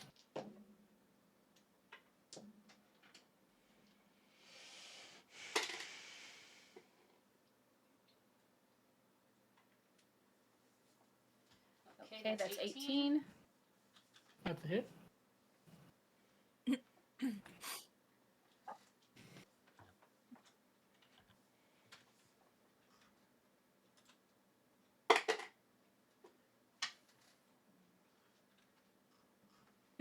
Jim, do I add my proficiency to my damage? No. It Okay. should just be your dex. Okay. So My damage is my dex? yes, it is. It is whatever your damage die is plus your dex. That's how you do damage. Okay. Alright, so that would be a 12 after it hits. 12 damage? Yeah. Okay, got it. You do seem to snap some of the metal here with a singular punch. It is not very well put together. Great. Alright. I always Um, do about punching the other ones too. How many more? There seems to be a pretty good amount more.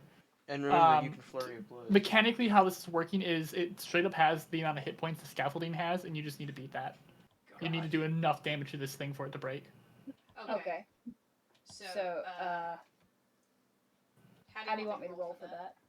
Roll for a certain number of times and then roll for damage for as many that I have. So how many attacks can you per turn? I can Four. make 4. If you're There's doing two- flurry of blows, I think it's There's 4. 2 attacks and 2 flurry of blows, so 4. yeah, okay, that would be 4. Yeah. If you basically it's every time we come to you, it's going to be doing the attack rolls, and we'll see where we go from there. So you do have the second attack that you can make right now. And then you could make a third attack for free, or you could spend a key. We're going to be point treating it for like you are in a fight. It's just done something that's not exactly fighting back. Okay. Okay, the next one would have been about an 18. Which is a hit. For how much damage?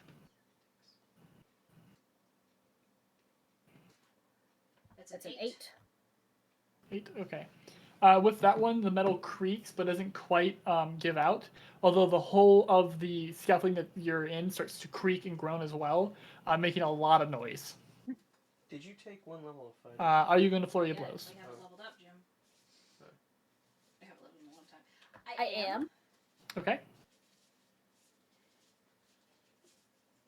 And then you either have your martial arts attack as a bonus action for free, or you can spend a key point and do flurry of blows, which is 2 more attacks to the point. Yeah, I'm doing my flurry of blows. Okay. 2 unarmed strikes.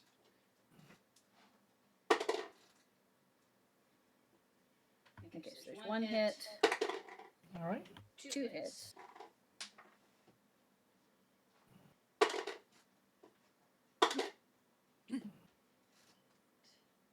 16 total. You snap more metal, more groaning. It gets even louder now. The Ferris wheel is starting to shake a little bit.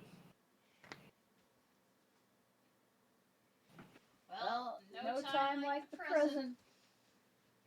It's And fine. then we're gonna shift over to May. May, you got a 14 on the stealth. Yep. As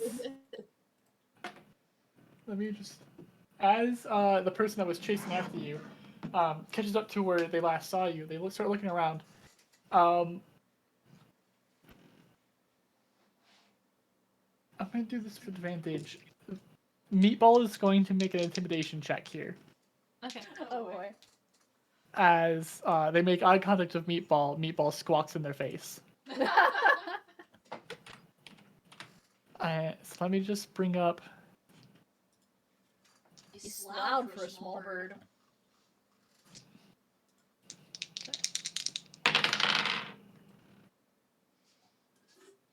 That is a 19 on the die.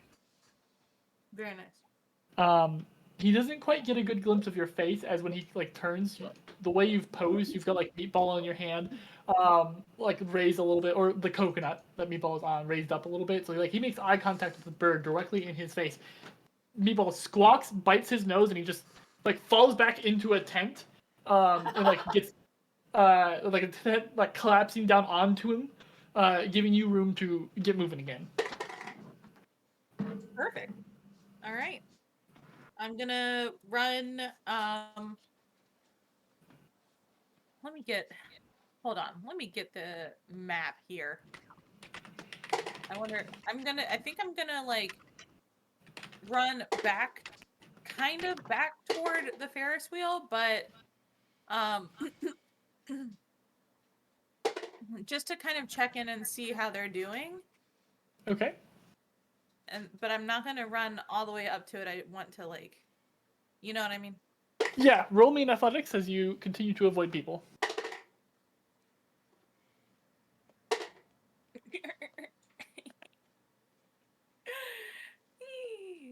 11? Okay. As you run towards the Ferris wheel, you now have a small group of people chasing you, and they are catching up quick. Okay, cool. I'm gonna yell out, Colt!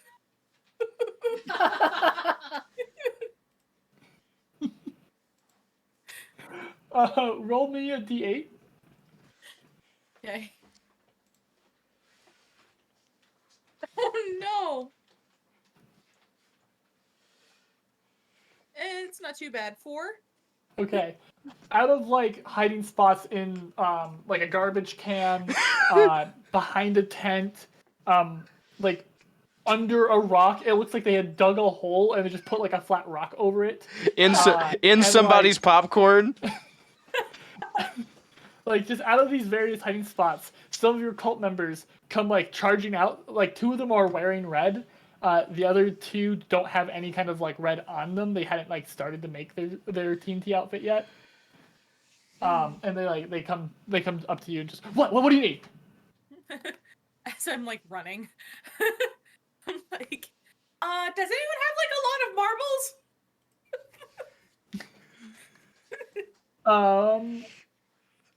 High or low?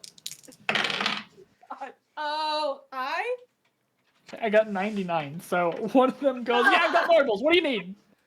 throw him behind us. Throw him You got it! You see him take out like a big pouch that looks empty Oh, and just no. punch the back end of it, flipping it inside out. As Oh! they flip out 500 pounds of marbles. What?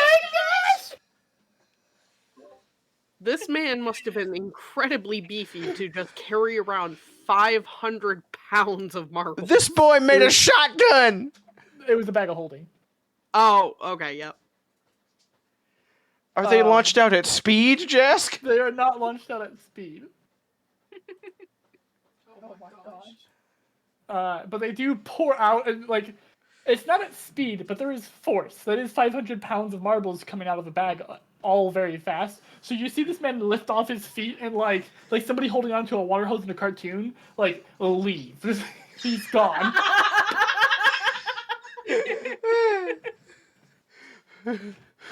Praise be to Jeff, keeper of the marbles.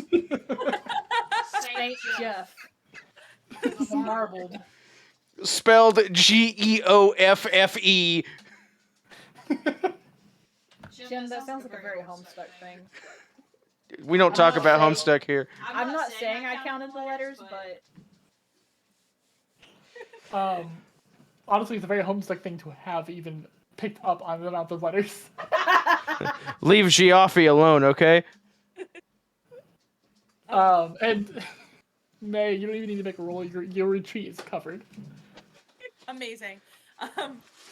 When we get to safety, I'm going to place my hand upon the shoulder of the person that helped me. Maybe this person's name is Geoffe. Maybe it's something else. Okay. I'll say, you will be remembered. And I give him a tooth.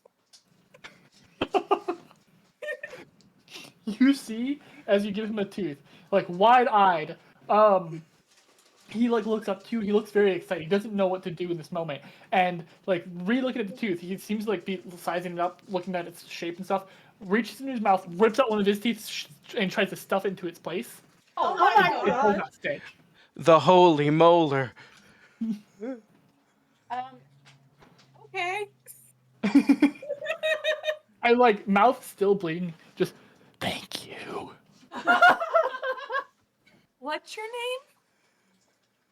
It's Jeff. Oh, okay. Okay, you're welcome, Jeff. Thank you for your assistance. They give a salute. And I'm gonna like slightly more like I don't think May fully realized the power that she has in this cult, but it's starting to hit her now. And like maybe a little bit more solemnly, she's going to like start to sneak back towards the Heckna's eye. Okay. You hear from behind you. Am I dismissed? I had a lot of marbles to pick up. Oh, you could just leave them. No, I can't. Do whatever feels right, Jeff. Do whatever feels right. You've earned a day off. He looks scared. Are you? What feels right, Jeff? You're concerning me. What feels right is listen to your orders, but your orders is to do what feels right. But what feels right is to listen to your order. What do I do? You've caught Give me this man in the direction. logic loop. Okay, Jeff.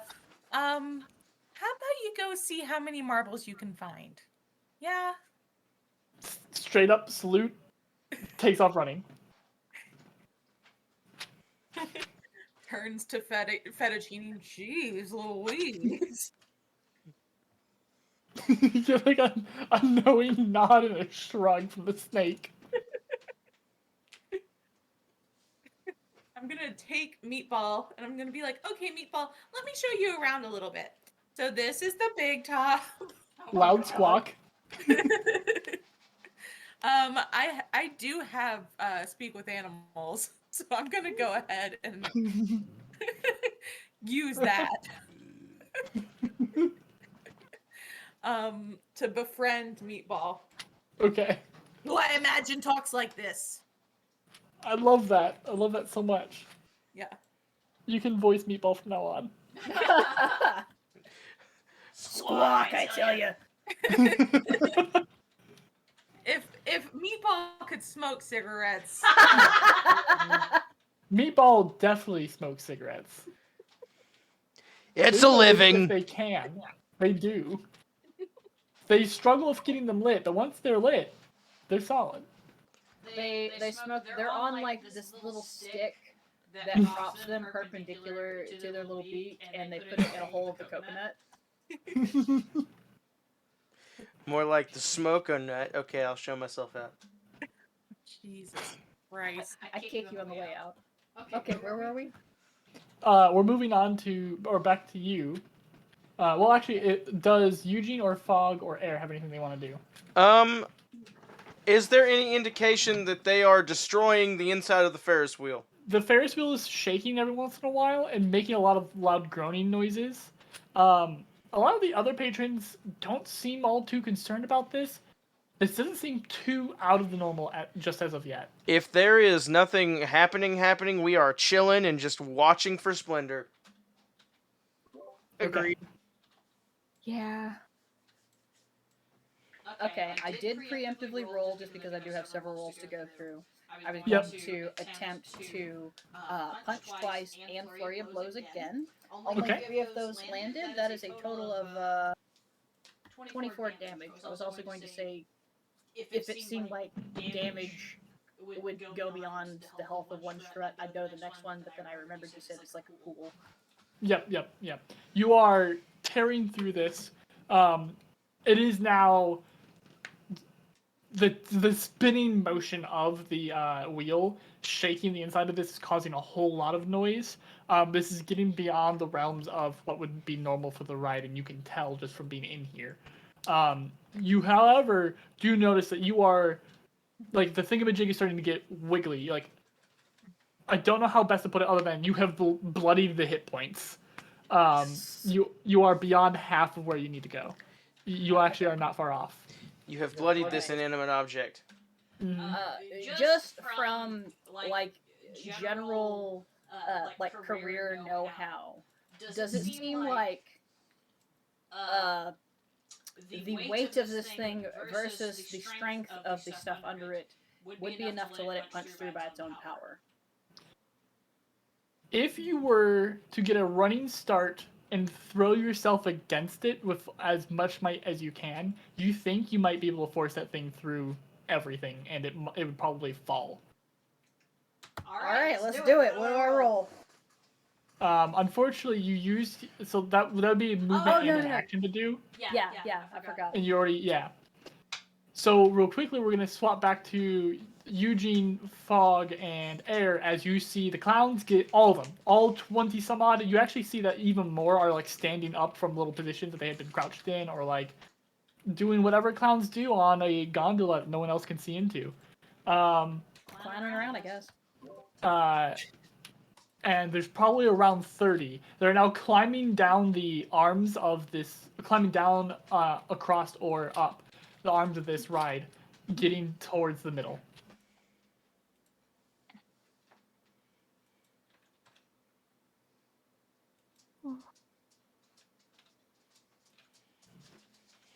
Is there anything you guys do? If you say it's fine, I swear to God. Everything's Are they fine. heading towards Splendor? Yes. Yeah. All right, so this is what's gonna happen. The Yeah. wings are coming out. We're flying up to Splendor. All right. What is your fly speed? 30 feet. 30 feet. You come up 10 feet short of the little area that they're in. I will use dash if I must. Okay, you dash in. All right. You fly right past some clowns who like throw various like foodstuffs at you, but not. I mean, it's like a tomato or something. Nothing like dangerous. Splendor, what's going on? I'm here to help. They know you're here. We need to go. What? They know you're here. We need to go. What? I can't hear. Get out of the way! shouting, "They know you're here! We need to go!" I don't know what's happening. And Eugene, you do see the thingamajig here. It is, at a guess, like 150, maybe 200 pounds, 8-foot diameter, big old device, held up by some creaky, not long for this world scaffolding. Well, I dashed with my action, so I can't do Yep. anything this turn. Yep. All right, then next turn I'm gonna tell Splendor. I mean, I guess I could do. I'm good at lifting stuff. I can help. Just let's get it out together. If Splendor can see through the front of this, like through the residual fog and all of that, it's going to take her a second to pick it up. And then she's just going to nod aggressively. Okay. Air and Fog, anything you guys are doing? How close are, like, are any of the clowns that are climbing down within 60 feet of me? And if not, can I get within 60 feet So of it? none of the ones are climbing down, but there were some on the gondolas below, like that, like had just freshly started to turn upwards, that are climbing up, and those ones are within 60 feet of you. Okay. I want to pick... Oh, well, I don't know if this will... Well, no, maybe. I want to pick 3 of the clowns that are closest to Splendor and Eugene, and I want to cast Command on them. All right. And that is a Wisdom save of 17. And you said 3 of them? 3 of them. The 3 closest to Splendor and Eugene. One of them passes, the others fail. Okay, so 2 of them. All right. Mhm. I'm going to tell them to halt. So they don't move, they take no actions, Yeah. and I believe this lasts till the end of their next turn? Correct. They have to spend their whole turn doing the action. Yeah. They spend very- their turn, and then the I'm start very of the familiar next... with Command. I have made people shit their pants with it. Fantastic.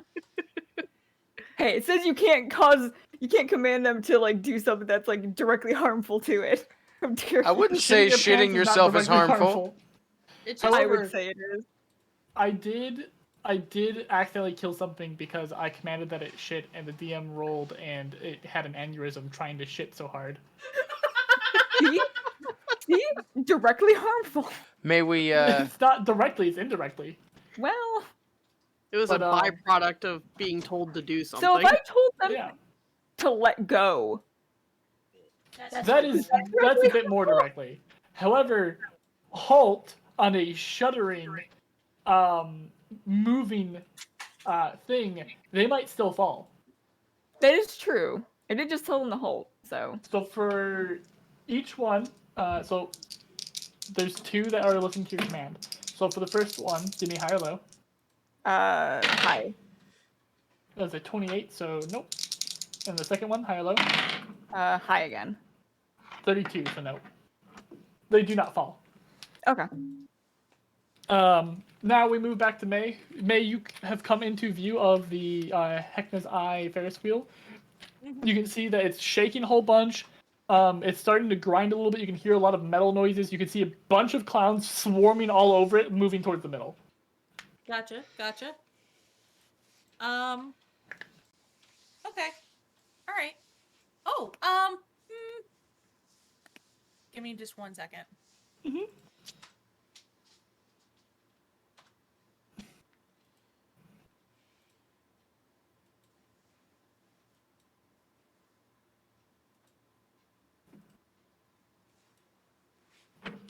All right. I'm going to.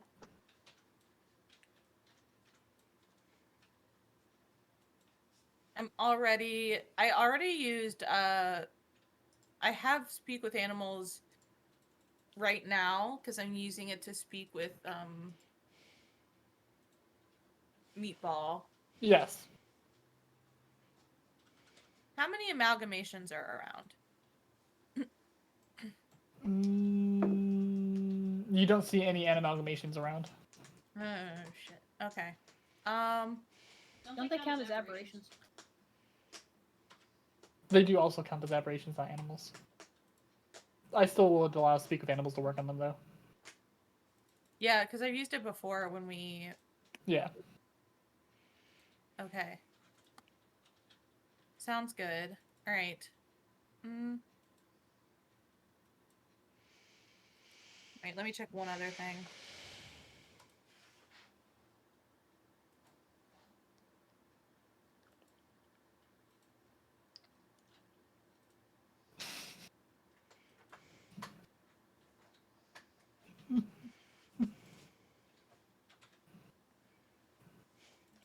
Yes, Jask?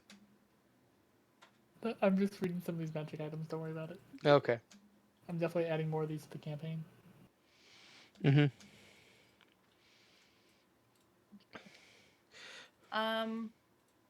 Okay, this is what I'm gonna try to do. Okay. How friendly do you think Meatball is towards me at this point? I'd say that they're moderately friendly. They realize that you are not trying to harm them, Okay. and that you have lifted the weight of holding a whole ass coconut from them. Yeah. Without Yeah. taking away the coconut. Okay. It's I'm gonna admirable. turn to Meatball and go, do you have any bird friends around?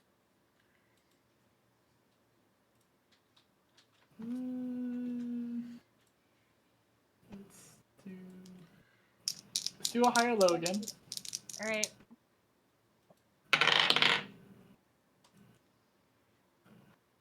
I'm gonna go with oh god. Alright, I'm gonna go with high. Alright, that is a 67. Okay. There's no like verbal response, just a loud squawk. And 3 crow amalgamations kind of like fly up and like land around you. Mm-hmm. Alright, I'm going to ask the birds to start attacking the clowns. And I am going to offer them. They don't even wait for the offer. Oh, okay. You just like go attack the clowns, and they you just you hear from one of them just like fuck yeah, and they go. I'm gonna turn to Meatball and be like, would you like to join? Meatball glances between you and then the coconut, and then you and the coconut, you and the coconut. There's like a little birdie squint. You can take the coconut. Or I can hold the coconut. Just more squinting. And they try to fly off with the coconut. I let it go. They fly off with the coconut. Yep. You see that this bird is keeping pace with the other crows just fine. It appears that the coconut does not weigh them down. Amazing. All right. And then I'm gonna start heading to the Heckna's Eye to do what I can. Okay. Getting back inside, Splendor and Eugene. This thing is giving off lots of sparks. There's a bunch of twisted metal all around it. You can charge it. You are putting yourself at risk doing so. Otherwise, you can continue to attack the scaffolding around it, which could eventually free it from its position as well. All right, so here's what I'm going to do, and this is to Splendor. I'm going to take my rope out and wrap my rope around the thingamajig and tie it off. And then once we get it off, Eugene is going to pull the thing out since I'm flying. I'm going to try and just use the rope as leverage and just, like, drag this thing out with my strength.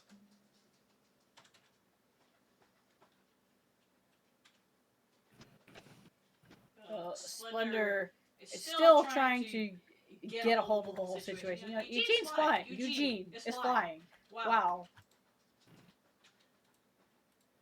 But when she sees what he's doing, it's probably going to try and do the same. With the pressure on the scaffolding now, she's going to, I would say, instead of shoving full body against this thing and potentially falling, be more likely to hit the scaffolding where it seems like it's straining the most with Eugene's help. So do you think that can give me advantage on my athletics check, Jask? Yeah, I'll allow that. Okay, cool. Just to give it some leverage. Yep.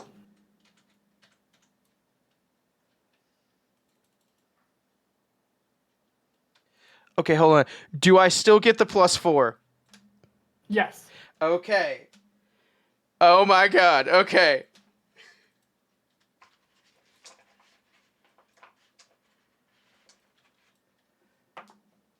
Oh my god. Okay. Hold on. That is a 32, Jask. Very nice. So Natural you get the 20 rope- for a 28 plus 4, 32. You get the rope tied around it. You take off just as Splendor collapses the weight onto some of the piping and other various scaffolding bits. You get the rope taut and rip at the thingamajig. Just before it releases a shower of sparks and burns away the rope, only because you got that nat 20. And rip it free. As soon as it's free, you see the device shrink in on itself. So it goes from weighing like 200-ish pounds and being massive to like the size of an amulet. Does it look like is Splendor able to reach out and like try to snatch that? Yeah, I was gonna say, and it starts to fall. Splendor, you can go ahead and make a sleight of hand check to catch it as it falls. Sleight of hand, okay. Sloot of Hound. Don't forget your D4. Yeah.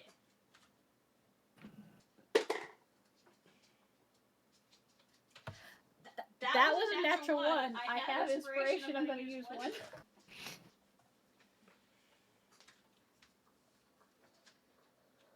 Ah, come on. That's better. 18. That's a total of 22 without my bonus, which would put it somewhere. I have a category 4 danger. It dropped to the floor. Oh no! Okay, yeah. Whatever I said plus 1, so. Okay. 23. You are able to catch it as it goes to fall. And just as you catch it, you inherently know the power in this thing. And there in VC text is the thingamajig, what it looks like, and also what it does. The thingamajig is a magical device of whirring cogs and gears, but it has been disguised in appearance to look like an unassuming common amulet. When you are hit by an attack and take damage while wearing the thingamajig, the amulet absorbs some of the energy of the attack and stores it for later use. The thingamajig stores half of the total damage done to you between the end of your turn and the start of your next turn. During your turn, on a successful melee or ranged attack, you can unleash the stored energy as lightning damage. Once used, this property can't be used again until the next dawn. So let's say that, like, in between, like, let's say that after your turn ends, you take 30 damage. On your turn, when you start, you can release 15 lightning damage on your next hit. And that's just, like, in total. So, like, one attack could do 2, another attack could do 3, it doesn't matter. In total, as long it just takes up all the total, and then you could take half that and do that much damage to something you hit. Oh my goodness. After we do that, I'm going to hold my hands out to Splendor and be like, come on! And it's good that you do that, because you also hear a loud snapping sound. Mm-hmm. And you suddenly get a different kind of motion from the Ferris wheel. It's no longer just spinning, you feel it tilting. Oh no. Come! Is Splendor! it falling towards Fog and I? You see it, everybody on the outside, you do see all 4 of the legs that keep it up snap. And it hits the ground and is now currently starting to tilt a little bit and then tilt the other way. It doesn't seem to be falling towards anyone yet. But Eugene... Come on, Splendor! Or, sorry, Eugene Splendor. No. Splendor, like, snatches the amulet, shakes where she's standing, like, throws an arm out, and then takes a running leap at Eugene without, stopping to think about it. Catch. Yeah. Catch the Splendor. Let's get an athletics from the both of you. Or Okay. acrobatics. Acrobatics from Splendor, athletics from Eugene.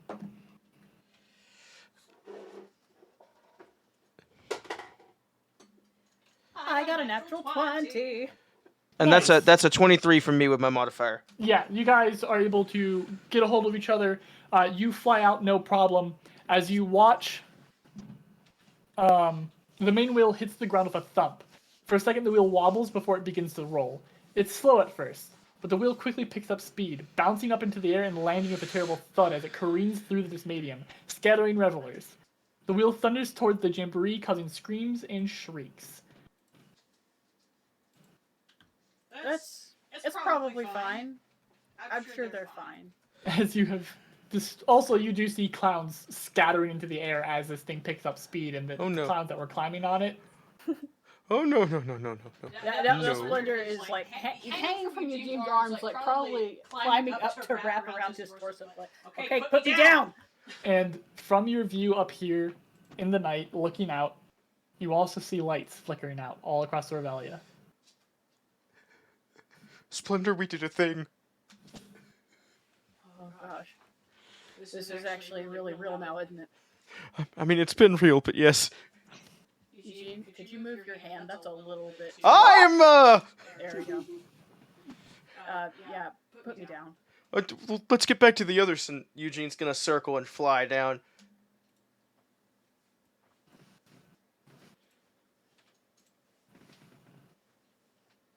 As soon as they, I'd imagine, like, for lack of a better thing to do, if the amulet is on some kind of cord, Splendor would have put it on while she was in the air. So Yeah. Yep, you are currently wearing it then. she should bounce down when they hit the earth. Yeah, when we land, I'm gonna fly over to Arid Fog and be like, "We gotta go now. We gotta go back to the station." Do we see where May Where's, is? yeah, as soon as Did Splendor return? lands, she's looking for May. It's like, where did May go? You guys probably see May. She's in a TNT mascot outfit. It is hard to miss May at this point. While also probably still on her unicycle? Question mark? I was imagining that I wasn't on my unicycle Okay. at this point in time. Okay. I'm sure it was like I hop off to make that announcement and then do the Yep. like thing All right. and now Also, again. May, you having sent the birds, were able to watch the birds. They did fly up and start attacking clowns that were getting too close. Which is the only reason why there was no clown combat there. And you saw the one that's holding the coconut meatball did start bludgeoning them with a whole coconut.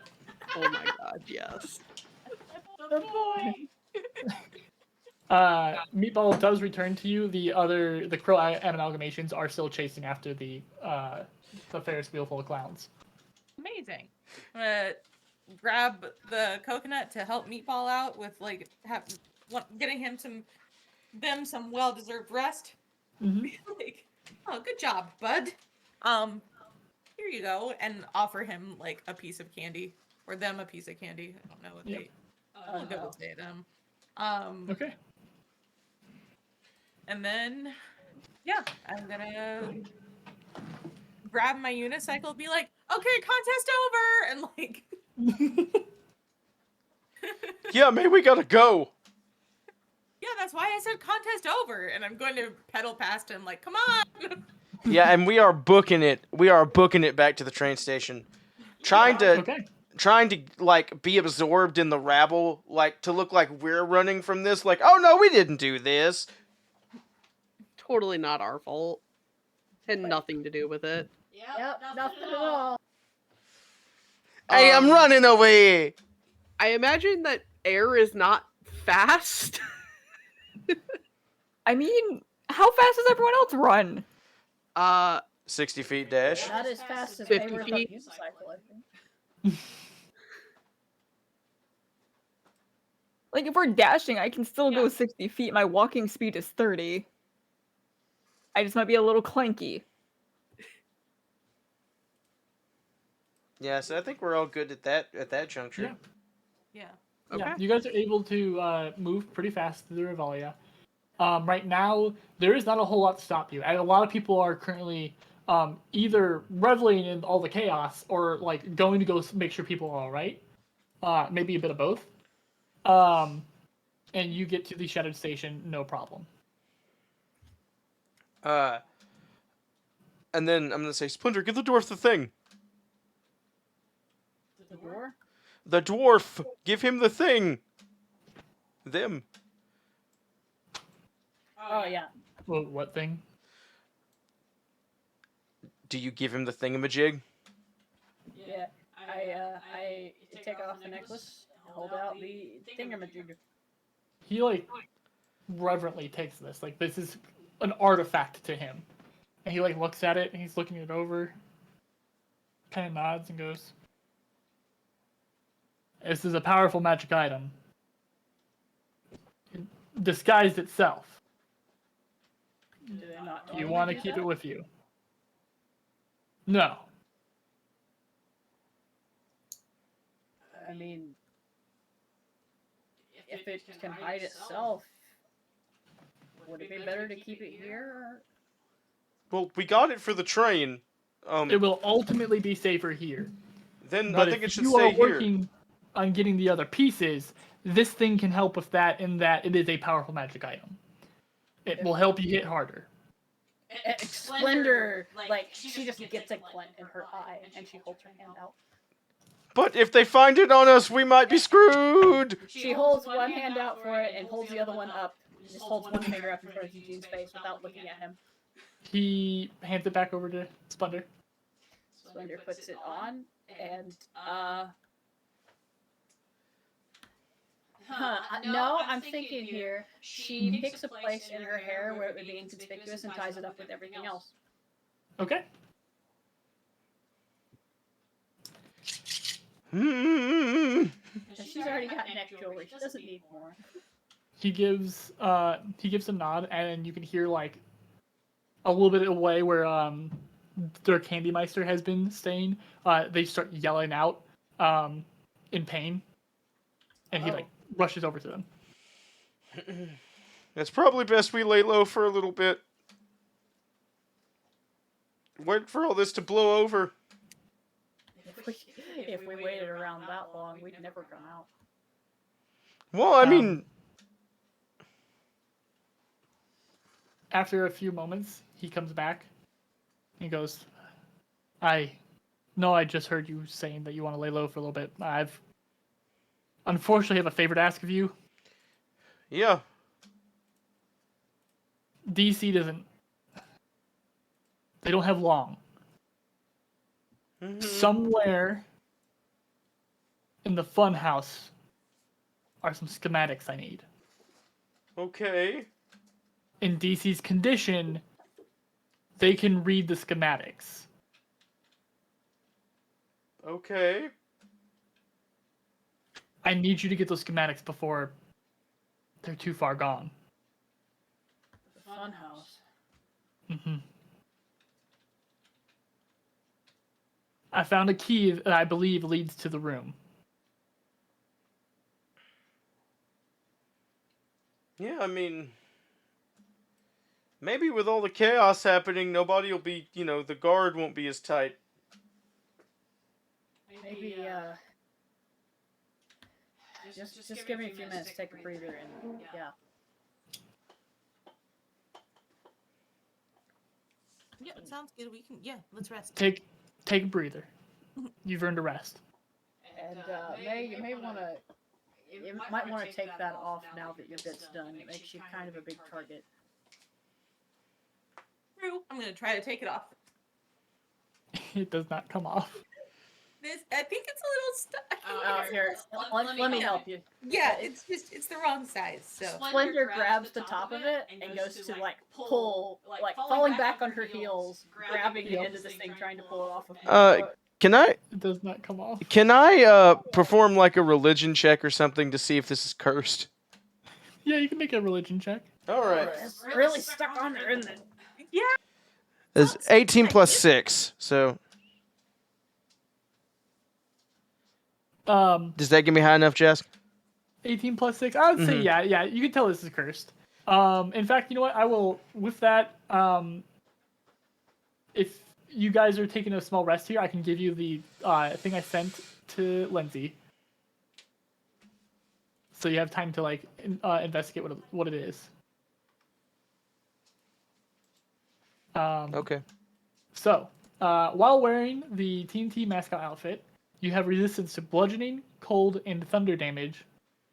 But if you take 10 fire, radiant, or lightning damage in a round, the fuse lights and starts to burn. At the start of your turn, the fuse gets shorter. It can be put out with an action, taking 5 points of cold damage, or being submerged. If the fuse runs out, the suit explodes, doing a lot of damage. I did not detail how much damage. Also, if you at any point say it's exploding time, the dynamite will go off right away. Oh my Oh my god, I love it. I love it. Just imagine being part of the boss battle showdowns and being like, it's exploding time, and then boom. And killing one of your bosses that way. God, can I do that? I want to do that. Can we make sure to get a diamond so I can resurrect whoever is the bomb? We'll just throw them.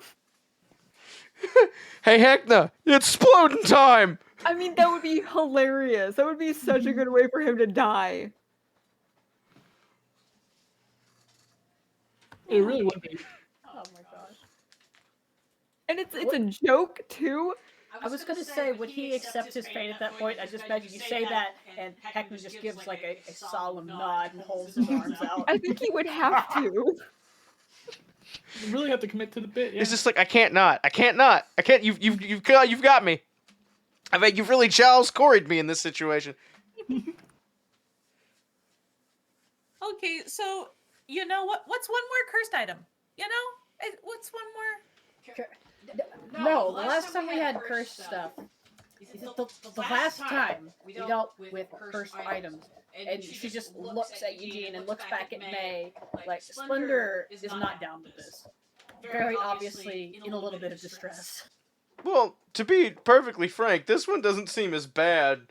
You know. You can hear the creak as Splendor turns her head to look back at Eugene. Also, I was filled with holy radiance, so I mean, Yeah, and there's just the quietest little creak of leather when she squeezes her hand shut. I mean, on the scale of cursed items. Her head just starts lowering slightly to get eye level with Eugene. She's not moved from her spot yet. She's not next to Eugene, but she might as well be. I'm just saying. I mean, unless some She very lifts up specific. her hand, one finger, drops it down. All right. Well, I mean, Air said that they could end curses. So. Yeah, I was gonna say she looks at Air at that point. Like, gives her the same full force look she was giving Eugene. What, right now? You want me to remove it now? Yes. If you can. You said you would. You better not have lied. Janet gives a very, pointed look at Splendor. Like, she's just... Wait, did I just hear something? I thought I heard. Nice. I think that was on your side. I don't know what that was. That was weird. She kind of gives a deeply disappointed, offended look. Splendor's gaze doesn't waver. If anything, there's just this very, hovering sense of looking at, a crouching lion or something. Like, there's threat in that look.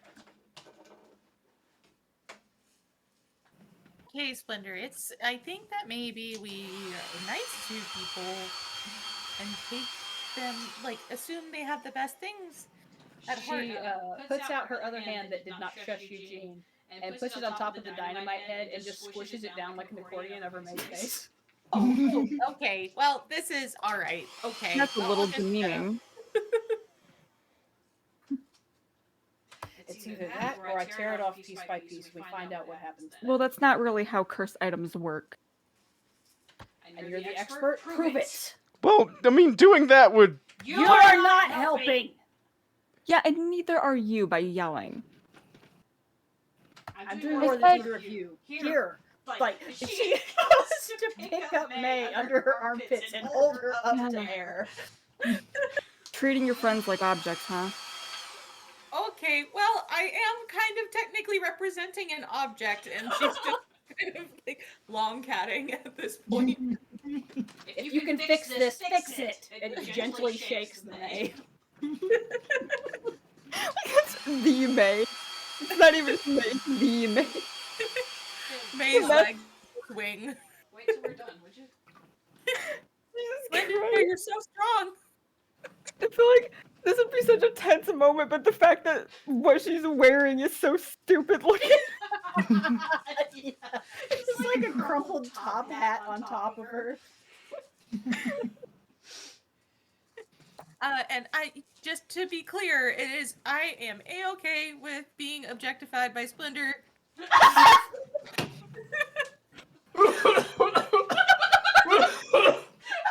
I didn't ask, but Just I'm okay with it. May, do Yeah. you want this curse removed from you? I would like to not go boom. Yes. Okay.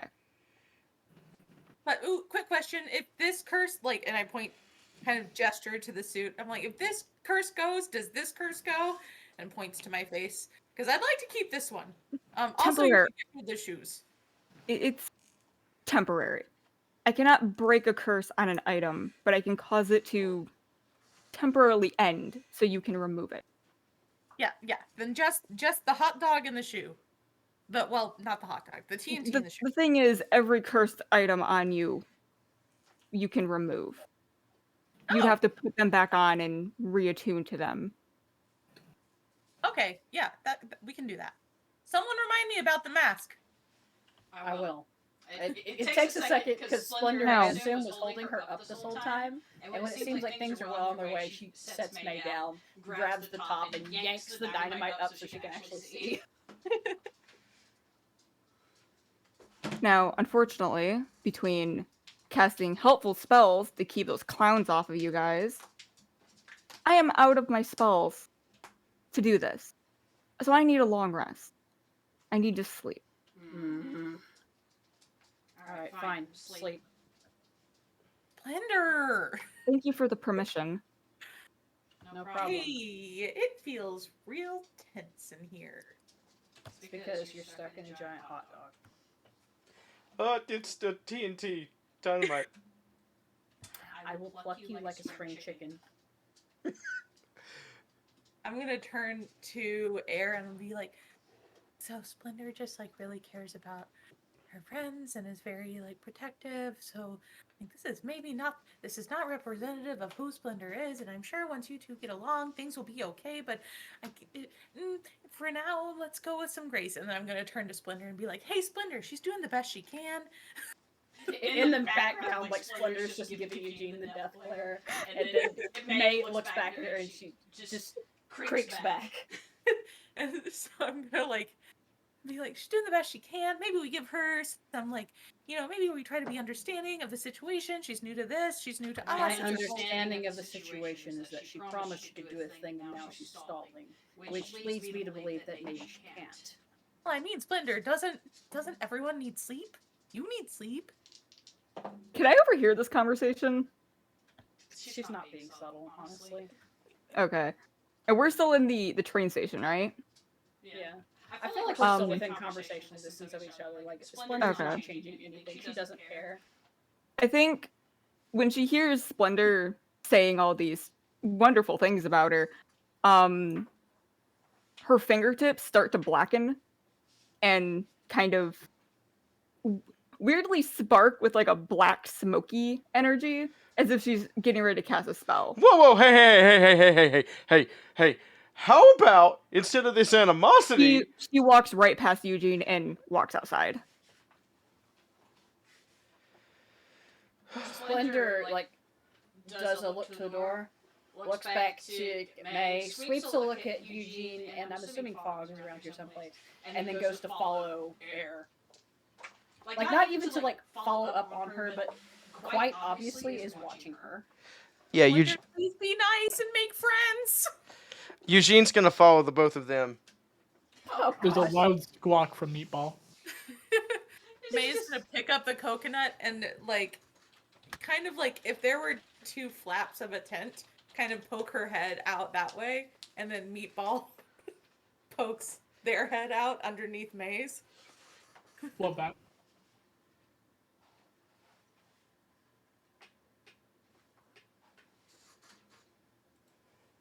We're just watching. We're not trying to interfere. What's at this happening?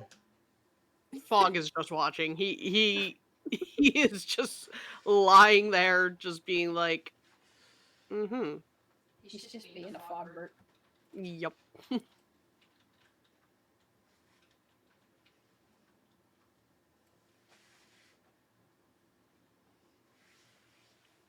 So yeah, as long as air stays within eye shot, basically within view, Splendor is just going to like hang out and watch her, All right. even if she goes to go to bed. Is there a tree nearby? Yeah, I mean, this is in the middle of the Okay. forest. I would like to go up to a tree Mhm. and stupidly channel inflict wounds through it, All right. which does 3d10 with an extra Yeah. d10 per level. I'm very familiar with like Yeah. Somewhere, Tess sneezes. Mhm. I don't. God, do I even have? Where am I? I have a character that like this is their signature spell. Every Monday, Odyssey of Eternity, watch me and Jask be stupid. What's up with it? Oh wait, no, 2 of them.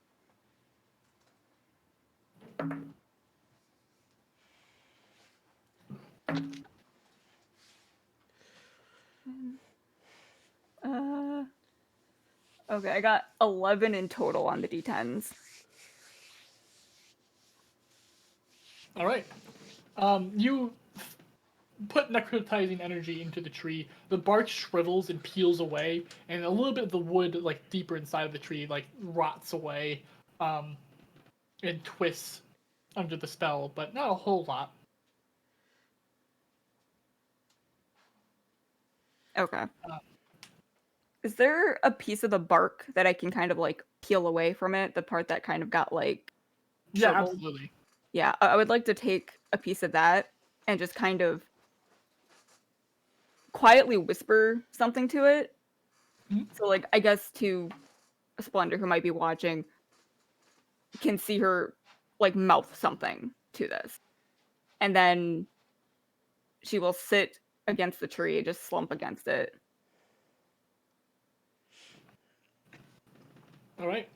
Are you guys going to be taking a long rest then? I guess so. Splendor is going to try to keep an eye on air, so what did that count as for me? You will not get a long rest if you're going to be keeping a constant watch on them. However, you did only recently get a long rest, so it's not like you're going to be like exhausting yourself.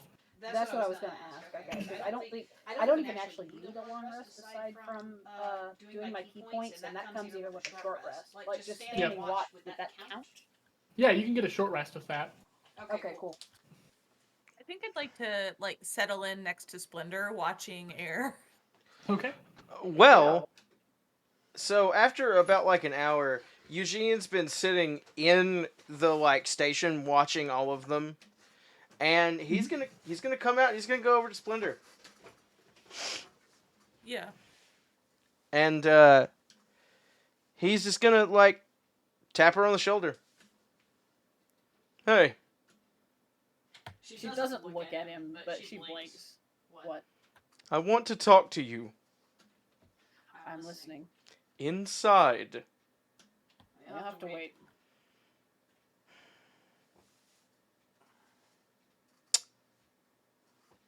He puts his hand on your shoulder. Splendor, I would very much enjoy it if you would come inside and talk to me. Eugene, remove your hand before I remove it for you. You can try.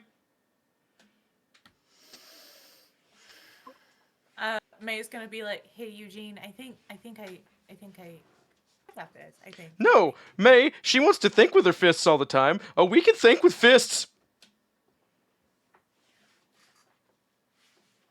Are you stupid? Yes. Now let me be stupid. May is full of bangers today. No, come May on. woke up and chose violence this morning. That's what you want. Come on, I'm not afraid of you. Splendor snaps her attention over at Eugene. I'm going to attempt intimidation. Since Jask is indisposed, do you want me to roll for that, Jim? Well, I'm not. So, Like, she's going to try to jump scare intimidate him with that. I mean, I think you see the most serious Eugene you've ever seen. Oh, that's not what I'm looking for. I'm trying to make him spook. Because she's petty, Jim. What would So I? go ahead and roll an intimidation. And Jim, that's gonna be a It's a 7. I was gonna say it's gonna be an insight, but I'm going to suppose that your insight isn't in the negatives. So your passive insight is gonna be just fine. No, that's a 12. Yeah. Also, I'd also like to roll intimidation. Alright, go ahead and roll intimidation. May and her animal compatriots all giving Eugene the eye. Oh, that's a nat 20. All right. Well, Eugene's gonna like side eye May, and he's gonna be like, "May, this needs to happen. Just sit for a second, okay?" If you could see fire in Jay's eyes, you would. You get the sense. So how this intimidation is going to feel. It's not so much that you are scared and want to run away. You are realizing they are not. Like, you know how like sometimes you're in a conversation with somebody and they just will not budge? Mm-hmm. You are coming to terms with that. Like they are not going to budge here. They are staying here. Well, I guess someone's gonna need to be healed afterwards. It's not gonna be me. We're resting. Stop being ridiculous. No, you wanna do this? You wanna keep everyone at odds all the time, except for May? You wanna do that? Let's go. Eugene, what do You you want- think I'm trying to do right now? I am. Like, do you think that like the fighting with fighting is helping? I am trying to solve this, and I am. Why? Also think that maybe it's not our jobs to solve this. Maybe it's the people that's in a fight right now's jobs.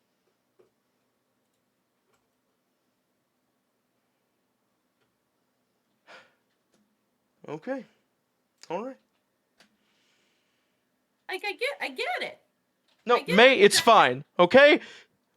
All that she's done in the past, whatever, is come at everything with her fists. Not her head, her fists. That's all that's happened. Splendor, she's like huffs and she closes her eyes for a second, but she doesn't say anything because it's between May and Eugene right now. We are all trying to get out of here together. We cannot afford to have all this happen between two of our group. Okay? Together. Yes! Really?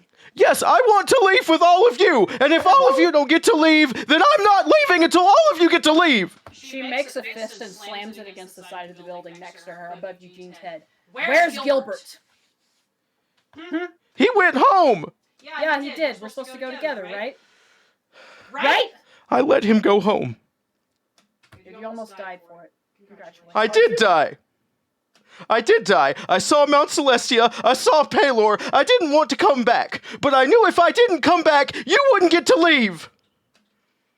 So what? I'm just supposed to trust the next person who walks up with supposedly good intentions? Yes! They're not going to leave in the middle of it! The same way! Then if they do, then we'll get out together. It doesn't matter if every single other one of us leaves. I will take you out of here myself if I have to. I never asked for that. Well, I'm doing it anyway. Do it for the people that need it. Shove off. You also need it. I know you think you don't, and I know you think you can do things by yourself, but doing things by yourself gets you killed. First rule of Paladin School. I'm not a paladin, Eugene. Go to bed. No, but you could be. Anyone could be. First rule of Paladin School is if someone falls down, you pick them up. The only thing that the sun's done for me is burn. No thanks. The sunlight also makes you sparkle. I figured you would have seen that. You know, with what you are.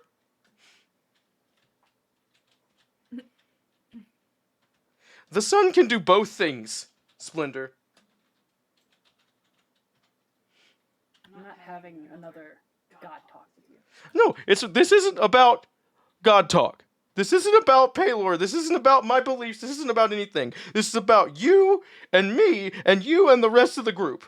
I am going to help you. We are going to help you. Air is going to help you. They clearly want to help other people. They clearly worship some sort of faith that isn't bad. It's always God's. It It's always doesn't. faith. It doesn't have to be. You know why I rely on my fist, Eugene? Because that's all I have. That's the only thing. That's the only thing that I can rely on. Yeah. Well then, who got you down off of the thing? It was me. I did that because you can rely on me. I can rely on you, and I know that. I'd like to point out that my birds were also there. It's not a big deal. But, yeah. Just adding to the point. The point is, you can rely on all of us.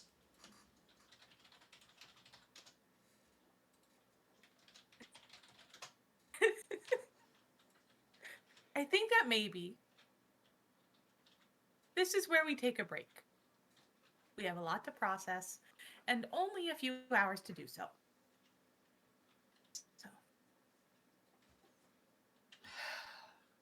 Mayworth, yep. watch her, please. And she pushes off from the wall, walks past. She ruffles the top of the dynamite. Shoulder checks Eugene. Quietly goes inside. Oh, yeah. Oh, okay. And I watch Air. Going inside, you bump into an elf. It is Giggles O'Lear, which, to give the description again, a lean elf with a prosthetic arm covered in bright paints. You can see that she does have a clown nose. Definitely a schnozzling, though she's not that far into the corruption itself. In a few of her clothes, you can see it still has chocolate on it, probably from falling into the chocolate fountain in the Candy Emporium. And she's got a tray of bowls of ice cream. And she goes, I didn't want to. Do you want some ice cream? Splendor still had traces of that very unfriendly look on her face. Then, for just a second, she exhales this little sharp puff through her nose, snatches a bowl, and keeps walking. Okay. Due to its very unique coloration, you can tell it's in everything but the flavor. That sounds pretty good right now. So yeah, Splendor's gonna find a corner. She was gonna start, I guess, meditating or taking out the other parts of her braids that are not the amulet. But she got a few bites into the bowl, and now she's just kind of sitting off in a corner by herself, staring at the wall. Yeah, Eugene's gonna find a corner opposite to Splendor and sit down. Unroll his bedroll. Eugene is also offered a bowl of ice cream. I'm good, thanks. But thanks, I appreciate you. She nods and moves on to go offer a bowl to May. And same to Fog and Air. May takes it and then gets up and walks over and sits next to Air. Commiserating with the enemy. Would it be reasonable to say that Air woke up during that big argument? Yeah, I don't think they were terribly close, so you probably only heard parts where the voice is really heightened. Yeah, I imagine that it was just sound, and then she just recognized it as Splendor and Eugene having their usual, I think she denies the bowl of ice cream, but she starts to remove bits of her armor so she can actually sleep, and just kind of curls up. And even when May comes over, she just kind of gives her a look that looks almost like a apologetic look without saying anything, and goes back to sleep. All right. I'm gonna go.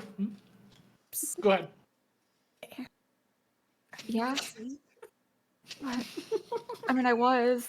What? Oh, good, you're awake. Yeah. What is it?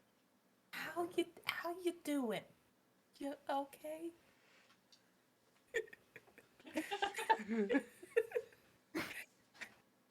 Stop giggling! I can't. Yeah, this has the energy of hey air, pee pee poo poo. Ah. It really does. So I think Air doesn't. She doesn't answer immediately, but then she kind of like shifts. I've been better, but I'm all right. You know, I think so here's the thing. I think that I think maybe I don't know, it seems like maybe it's been a rough start between everyone and you. Has it? I hardly noticed. So, I think that I just want to say I believe in you and I hope that hopefully you're okay with sticking it out until Splendor decides to trust you a little bit.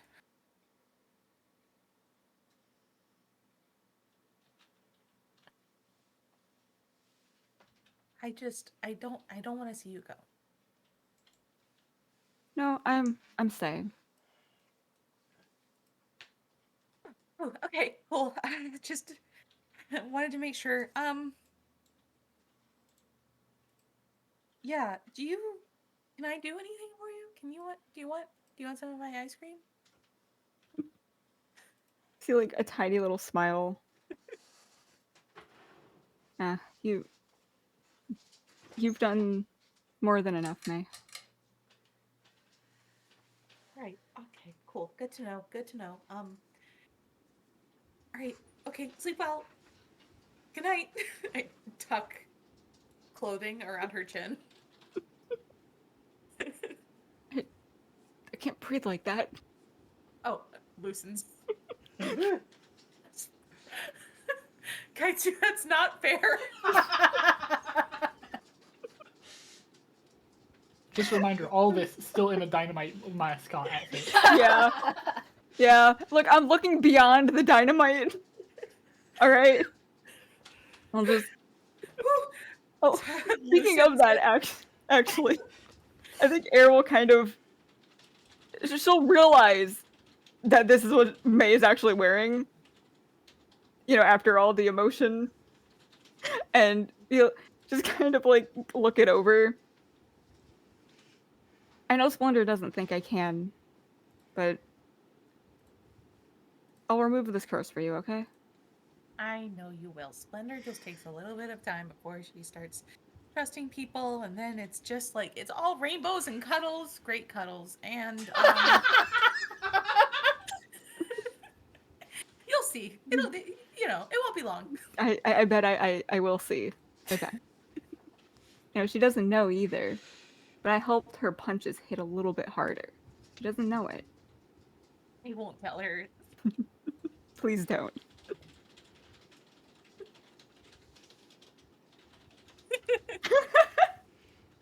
And she's gonna with that little secret, she's like, oh, we're friends now. She's gonna settle herself into the TNT costume.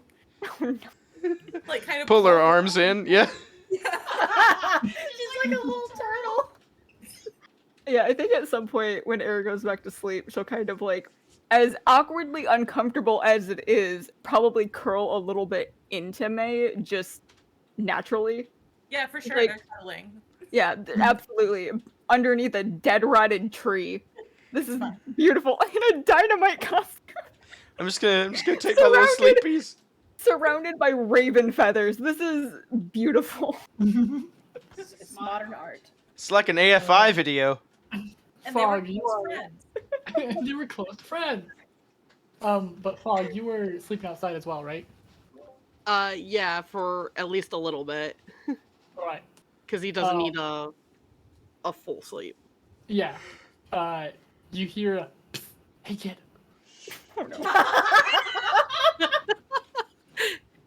Obviously, immediate alert of like, what's that? Like 10 feet from you, standing in the shadow of a tree, in this dark area already, you can see a figure. Hey. Fog approaches. As you approach, he's like looking around a bunch, like as if he's expecting somebody to show up in this middle of nowhere area. I mean, can never be too careful. Hey, you look like somebody who needs some vegetables. And he like opens up his coat and you can see vegetables.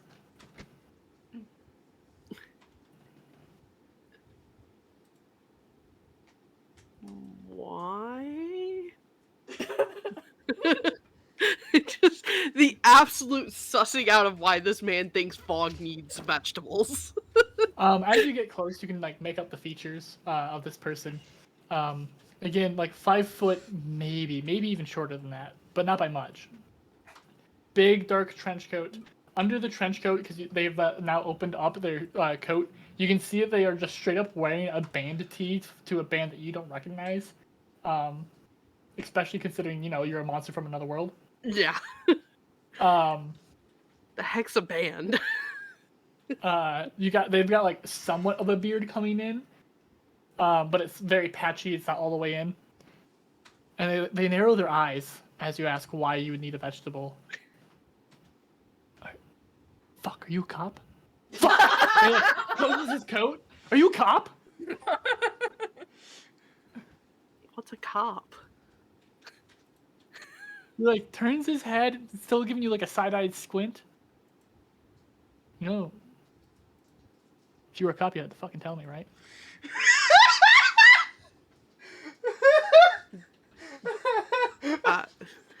Just the absolute stammer of Fog trying to process this. The is squint great. narrows. You're not saying you're not a fucking cop. What the fuck? I'm not a cop. I think. Oh, I still don't know what a cop is. Well, eyes go back to narrowing.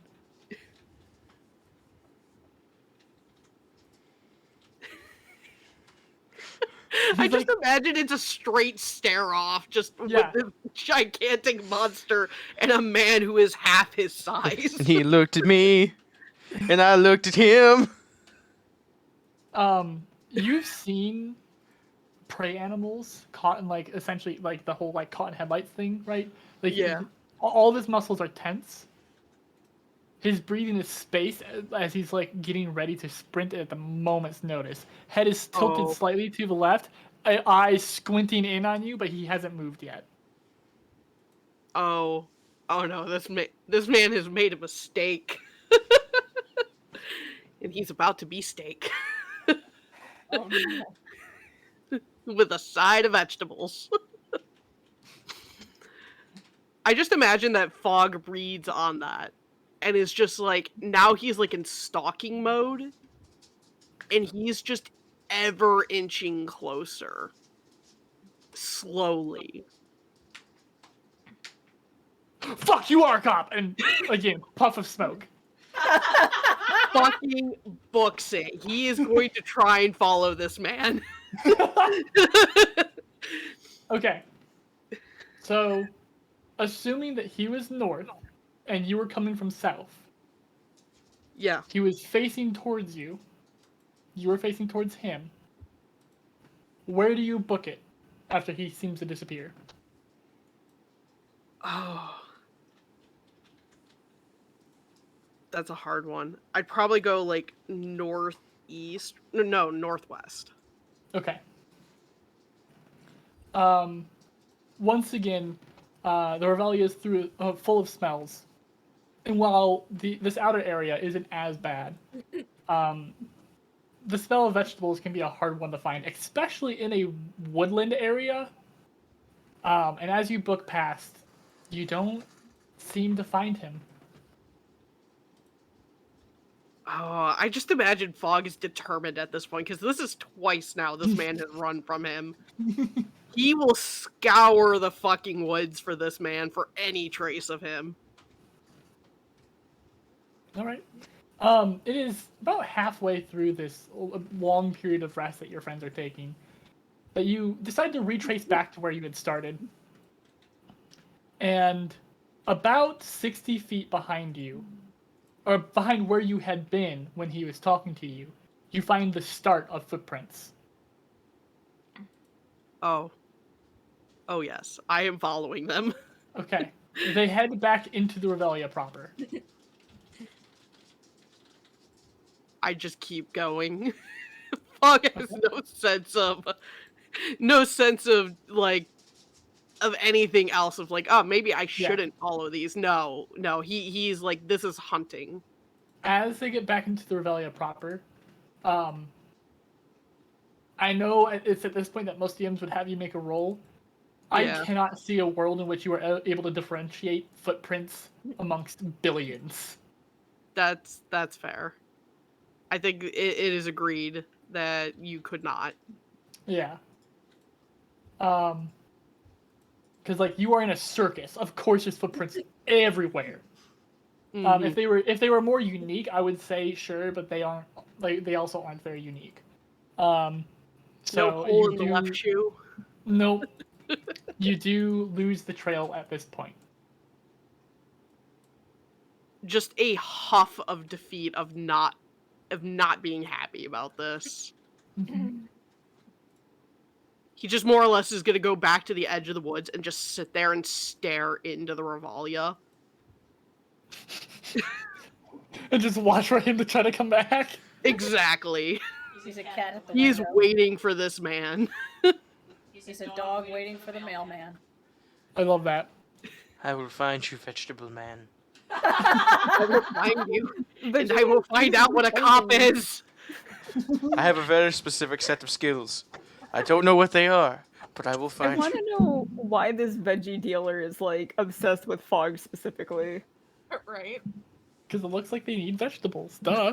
I mean, of all of us, yeah, that's Big true. carnivore teeth. That guy eats vegetables. He's skin and bones. That is Are also equally vegetables true. illegal here? I don't Yeah, understand. they are. They are. They're very illegal. Yep. That was established when you guys had went to see Oh my God. Dusty. I had totally forgotten about that. I'm like, why is he? Why? I was so confused. I thought he was just a weird dude. I mean, it's the Revelia, so. Mm-hmm. That's fair. But it is on that note that we will be ending today's session. Mm-hmm. Fog very disgruntled at the fact of not catching the vegetable man. Jim, you should find somebody to raid.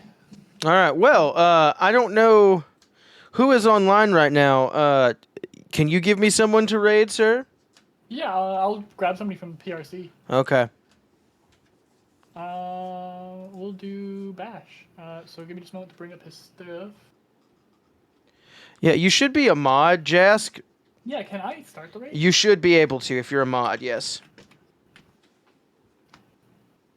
Oh wait, no, I'm not a mod. Remember, I'm VIP, but I'm not a mod. Okay, well, I'm going to mod you real quick so you can do that. Okay. You have been knighted. Yay! Wait for, I can't wait for Splendor to pick on Airmore. I love the like Did dynamic. that go through, May trying to like Jess? smooth stuff over. Oh, it's wonderful. May is the greatest smoother. I just Uh, realized that Fog ran off chasing a vegetable man into the woods, and no one noticed. What's your Everyone just- username on Twitch? Jim, you did moderate me. Oh, hold on, let me try refreshing.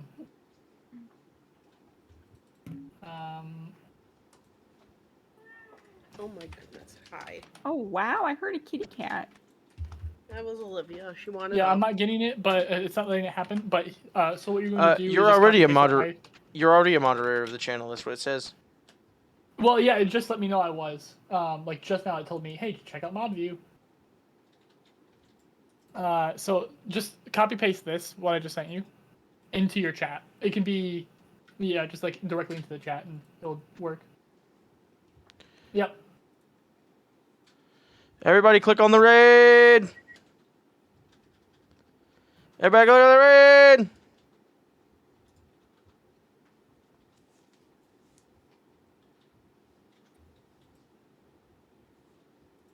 We've raided everyone's spam emotes.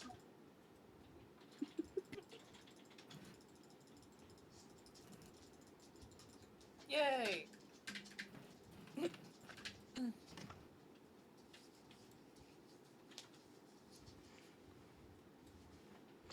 All right, and with that, it is time for us to go. Thank you all for coming out. Hashtag D&D. Exclamation point Linktree. Everyone have a good night. Goodbye. Goodbye.